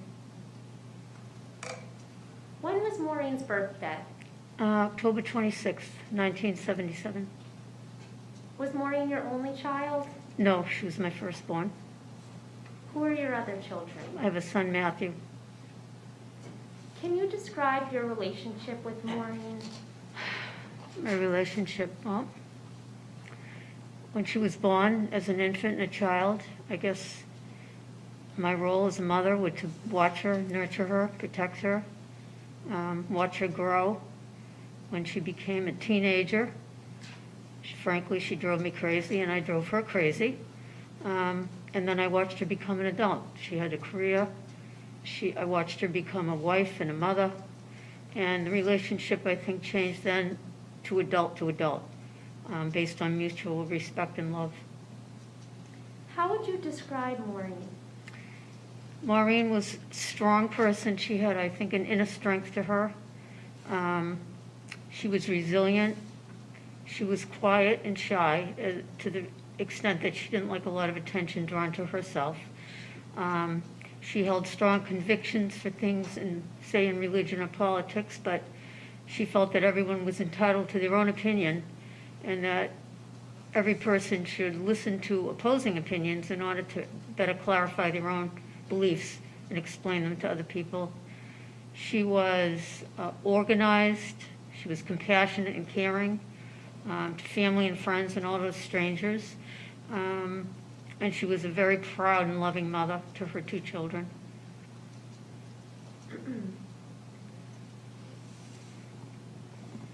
Your Honor, may I approach the witness? You may.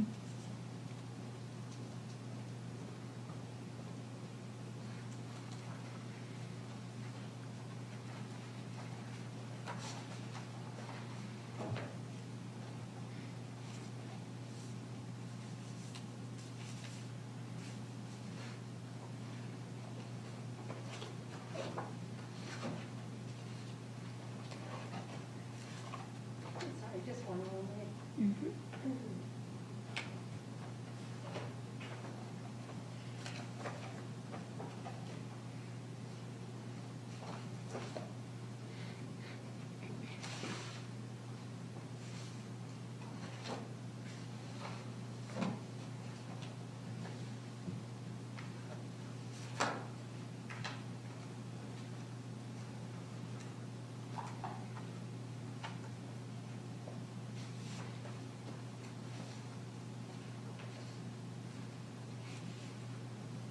I'm showing you State's Exhibit 10.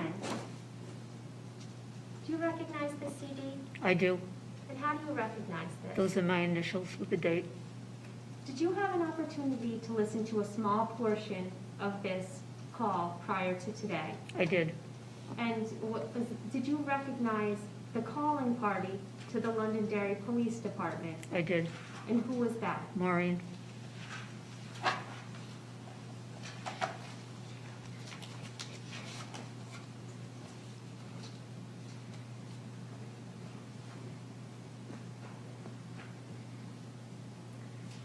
So you mentioned a little bit about Maureen as a mother. Mhm. And so tell us, who are Maureen's children? Ella and Gavin. What was Maureen's relationship like with her children? She was loving, attentive. She was a great mother. She spent a lot of time with them.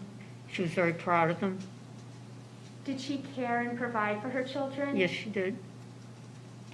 From what you saw of Maureen's interactions with her children and discussions that you had with her in the weeks before she died, did she have any intention of leaving her children? Never. What about relinquishing primary custody of them to the defendant? No. In her adulthood, did Maureen have any long-term health or medical issues? She did not, that I know of. In her adult life, was Maureen ever hospitalized for illness or medical condition other than childbirth? No. And based on your many interactions and conversations with Maureen, did she ever appear suicidal? No. Was Maureen employed? Yes. Where? Elder Care Services in Merrimack Valley. And what type of work did she do? She was a social worker or a case manager at 2 housing sites. Was Maureen married? Yes. Who was she married to? William Argie. Do you see William Argie in the courtroom today? I do. Can you please identify him and describe an article of clothing he's wearing? He's sitting at the end of the defense table with a purple tie. Your Honor, would the record please reflect the witness has identified the defendant? It will. Thank you. So directing your attention to late March 2019, what was the status of Maureen's marriage to the defendant? It wasn't in a good place, and they had discussed splitting up and getting a divorce, moving on. Did you and your family support Maureen with her decision? Yes. What were the living arrangements for Maureen, the defendant, and their kids at this time at the end of March 2019? They were all living together in Londonderry. So the week before Maureen's death, the last week of March 2019, Yes. did the defendant FaceTime you during that time? The week before she died, yes. First of all, could you just generally explain what FaceTime is? Well, yeah, I'm not really technologically inclined Just either, but generally. using the iPad and you make the phone call, but you see that person and they see you Okay. on the screen. And did you ever FaceTime with the defendant prior to him FaceTiming you at the end of March 2019? Not to my recollection, no. Do you recall what the defendant said during that FaceTime call? In general terms, yes. And what did he say? He asked, my husband and I were there, he asked if we had a few minutes, he wanted to talk to us.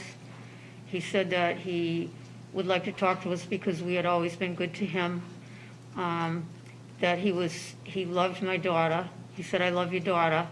I know I wasn't the best husband financially, and I'm sorry, it was never my intention to hurt anyone. And that was basically in general terms. Now, you said that your husband was with you during that conversation? Yes, What is your husband's name? Joseph Gaudet.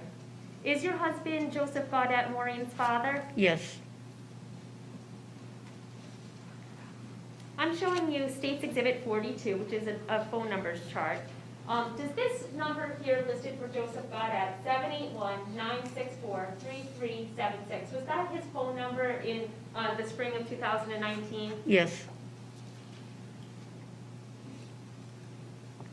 Okay, so now turning to Saturday, March 30th. Do you remember seeing Maureen on that date? Yes. And what were you doing on that day? We met Maureen and Methuen with Ella and Gavin, and we took Ella and Gavin to bring them back to our house to stay overnight. and Maureen returned to New Hampshire. And so you said the kids stayed overnight? Yes. And how did the kids return home to Londonderry? Initially, we were going to meet my daughter again in Methuen. That was our halfway point. She contacted me and asked me if we could instead drive up to the house in Londonderry, so my husband could look around the house. They were in the process of trying to declutter and fix things that could be fixed in order to put it on the market to sell it, and she wanted to do a walkthrough with my husband in order to see what kind of things that he would be able and willing to do to help fix up the house. Okay, and so when you brought the kids back home, that was on Sunday, March 31st then? Yes. Mhm. Do you recall who was home during that time at 118 West Road? Maureen, Billy, and of course we brought the kids with us. After you were at her home on March 30th, 2019, do you remember seeing Maureen again before she died? No, and it wasn't Saturday the 30th, but Sunday the 31st we were there. Excuse me. Yeah. Thank you very much for correcting No. me. So the last time you saw her Was that Sunday? Saturday, March 31st. Yes, and I Thank didn't you. see her after that. Okay. Do you remember emailing with her after seeing her on the 31st? There were emails and text messages, but I can't tell you which was which on which day. Okay. And so during that week of April 1st, I'm going to direct your attention to that. Do you remember emailing and texting or emailing Maureen to talk about plans for that upcoming Saturday, April 6th? Yes, she was again looking for someone to watch the kids, so we were back and forth about plans. And what was Maureen planning to do while you were watching the kids, if you remember? I suppose pack, get things ready. One of her friends had offered room in her home to store boxes or things that they would need, even after they moved, both her and Billy would need. But they didn't want the house to look cluttered, so they were trying to move out things that they wanted to hang on to but couldn't keep in the house. And they were going to pack up and drive those things to her friends. And do you remember where Maureen was planning to live after she moved out of the house? Yes, with Brenda Quinn, Billy's mother. Was moving in with Brenda Quinn Maureen's long-term plan in terms of housing? No, she said that Brenda had offered it to her, and she thought it was a good short-term solution while she could save some money so that she could put a down payment, in something, an apartment or a condo or something in the future, as well as the fact that she really wanted her kids to be able to stay in the school they were at. She was trying to minimize any kind of upset this was going to cause to them. Okay. So I'm going to switch gears for a little bit. And I'm showing you State's Exhibit 58. Would you like the actual copy in front of you to see it a little easier? No, I think I can get it. Okay. All right. So do you recognize these emails?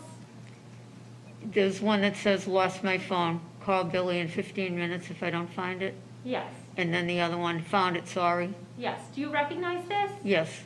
Okay. And now I'm just going to ask you a couple questions about this. So this email, State's Exhibit 58, is dated April 3rd, 2019, correct? Yes.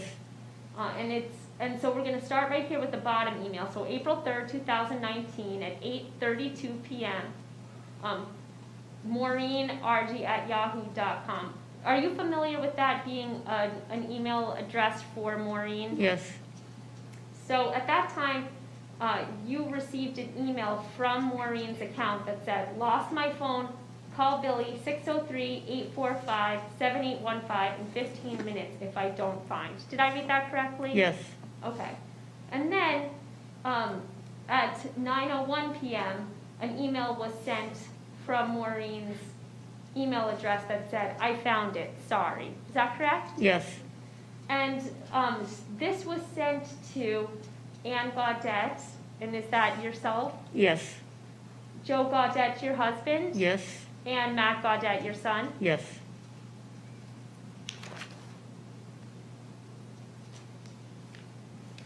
And now, when this email refers to Billy. Who do you understand that to be?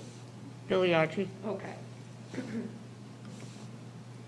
Did you talk to her, to Maureen, at all that night after these emails were sent? No.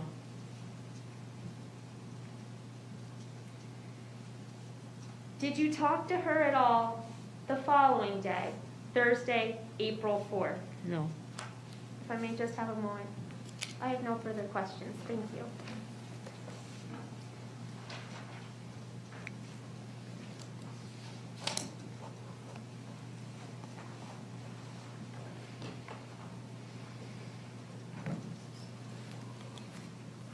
Good afternoon. Good afternoon.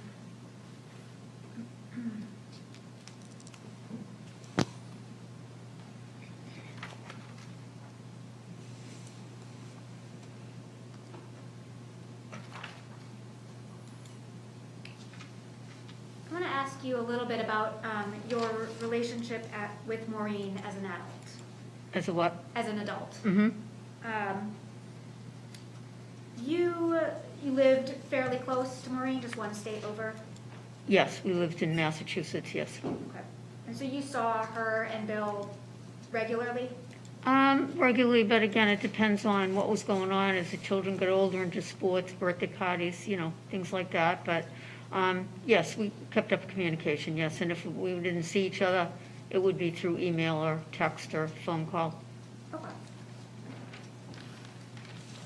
And Maureen would confide in you, is that right?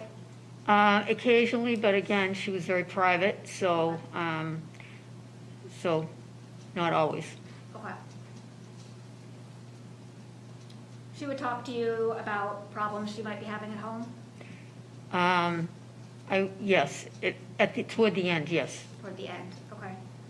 So she told you in the spring of 2019 that she was planning to leave Bill. Yes. Was that a surprise to you when she said that? No. Why not? Because they had difficulties earlier than that, and they had tried counseling, so we knew that things were, rocky Okay. along the way, so it wasn't a complete surprise, no. Okay.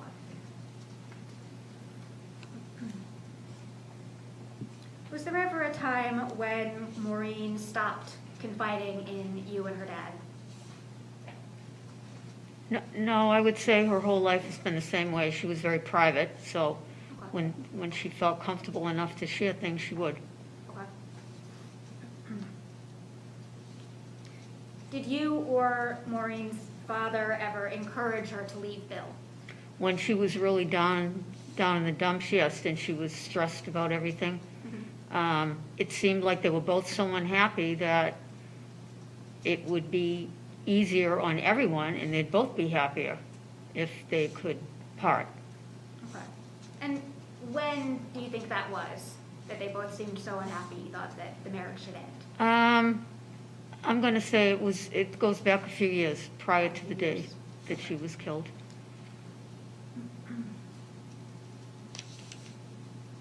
And did you and Maureen's father get along well with Bill? Yes, he actually was very respectful to us all the time in our interactions, yes. Okay.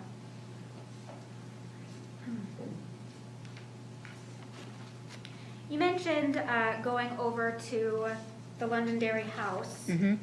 on, I believe it was March 31st? Yes, it's Sunday. And you were there to do a walkthrough of the home. Yes, You were there, and Joseph was there with you, yes. and Maureen was there with you too. Maureen, Billy, and the Billy children. was there too. And what was Bill's demeanor like on that day?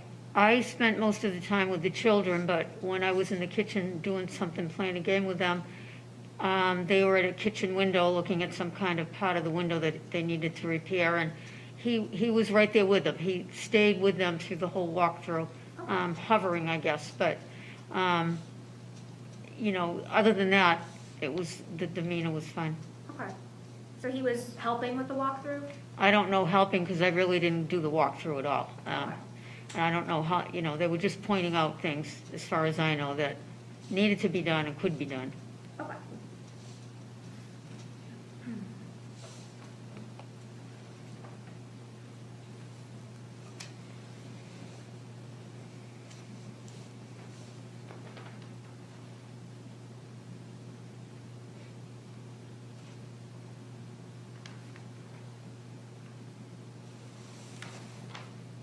You mentioned Bill FaceTiming with you and your husband, Yes, and Bill had never FaceTimed with the two of you before. no.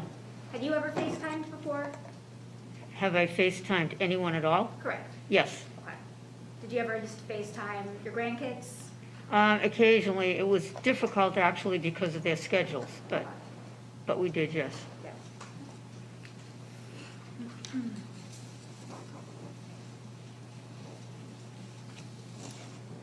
In the spring of 2019, when Maureen was planning to leave, you said she was going to be moving into Brenda's home.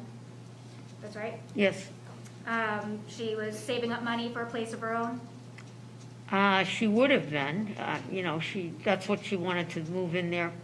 That was one of the reasons why that was going to be a good fit for her, she said. Okay. She would be able to save some money. Gotcha. And at that time, Maureen had not hired an attorney to help with the divorce? They had both contacted attorneys, as far as I know. I don't know what the rules are in New Hampshire. She talked somewhat about mediation, and I don't know how far along things were. Okay. Sounds like she consulted with someone? I think they got both did, yes, but I don't know the details of either of that. She wasn't being actively represented by someone? No.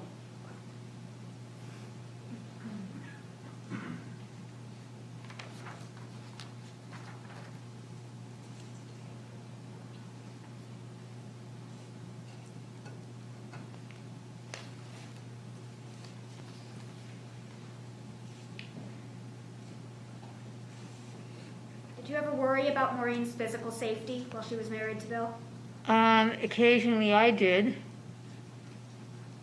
Did Maureen seem as though she shared those worries? No, she did not. I think that's it for me. Thank you. Any redirect? No, thank you. Okay. Ms. Gaudet, you can step down, and as you know, you can stay or leave as you choose. Thank you. Thank you. That is all the witnesses that we have for today. Fine, thank you. So ladies and gentlemen of the jury, that's it for today. I'll see you back here at 9 o'clock tomorrow. Please remember my instructions to you, which obviously include not speaking with anybody about this case or doing any research or allowing any information to come from any outside source other than in the courtroom. Please let me know if anything comes up, and remember to keep an open mind. Thank you. All right.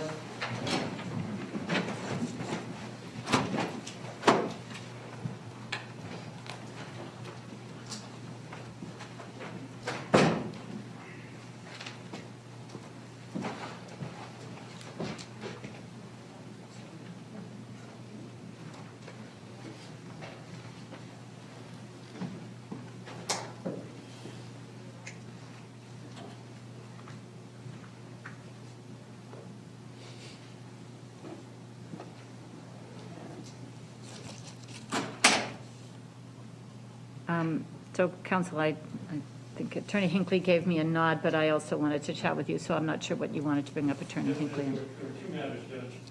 First, I know that we finished a little early yesterday, and today you haven't raised concerns yet that you might, but we are ahead of schedule, and we're thinking that we might finish the state's case Friday morning.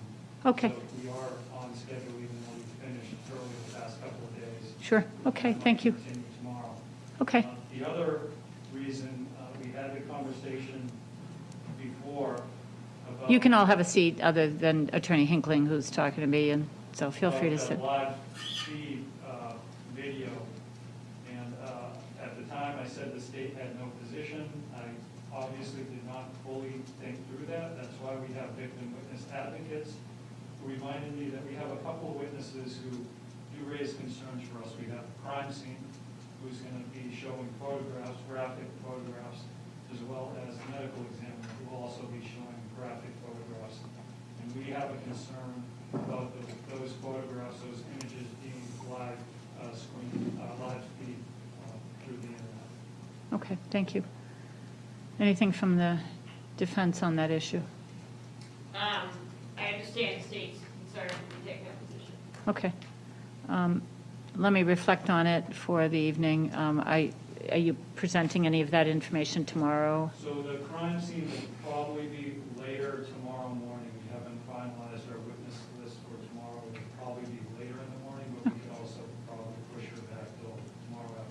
Okay, good. I had wanted to chat with you about jury instructions. I know I provided you a draft. They were not inclusive of everything that I had intended to include in there. As an example, I didn't have any instruction on flight. But I would welcome any input from counsel because we're talking potentially Friday for closing an argument. I'm going to need something before Friday. So I guess today being Tuesday, I'm going to ask that if counsel has any recommendations, that they provide them to me no later than, Wednesday at noon. If there's going to be an argument about it, I really would need them earlier. So I don't know if you all have chatted at all or what your position is on that timeline. Thank you, Your Honor. Unfortunately, I have not had a chance to review the instructions. I appreciate it if we have until Wednesday afternoon. What do you mean afternoon, noon or afternoon? Afternoon, like at the end of the day, like right now, tomorrow. Okay. Attorney Hinckley? So Judge, I did review them briefly. Last night I had no issues to raise. We're not submitting any flight instructions. I like to argue that issue and not have instructions on it. So we're not submitting any instructions on it. And we may have a requested charge depending on if Mr. Argie in fact does testify. I know that we had that conversation 2 days ago, but ultimately it is his decision. So we may request an instruction depending on if he does testify. Sure. So I can't give you that instruction now. It would be an interested witness type of instruction, which we believe is standard instructions. Okay. So you're telling me now that you're not going to ask for a flight instruction, is that correct? Correct. Okay. Okay, that's fine with me. I mean, if I gave it at this point, I would give the standard instruction. But if it's not being requested by the state, I'm not inclined to put it in there. So, okay. So it would be helpful if, the sooner we can wrap that up, the better. So far, the state doesn't have any comments one way or the other in terms of what I've submitted. So if you guys can get information to me sooner than the end of the day, Wednesday, that's great. But Thank you. okay. And we'll see each other at 9 tomorrow. My calendar had some things on it, but they've gone away. So I'll be ready to go at 9. And I will provide a ruling as it relates to the concerns raised by the state before we start. Thank you.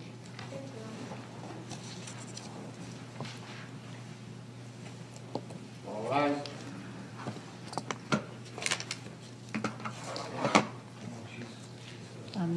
You could give that back to the state. Thank you so much. I appreciate it.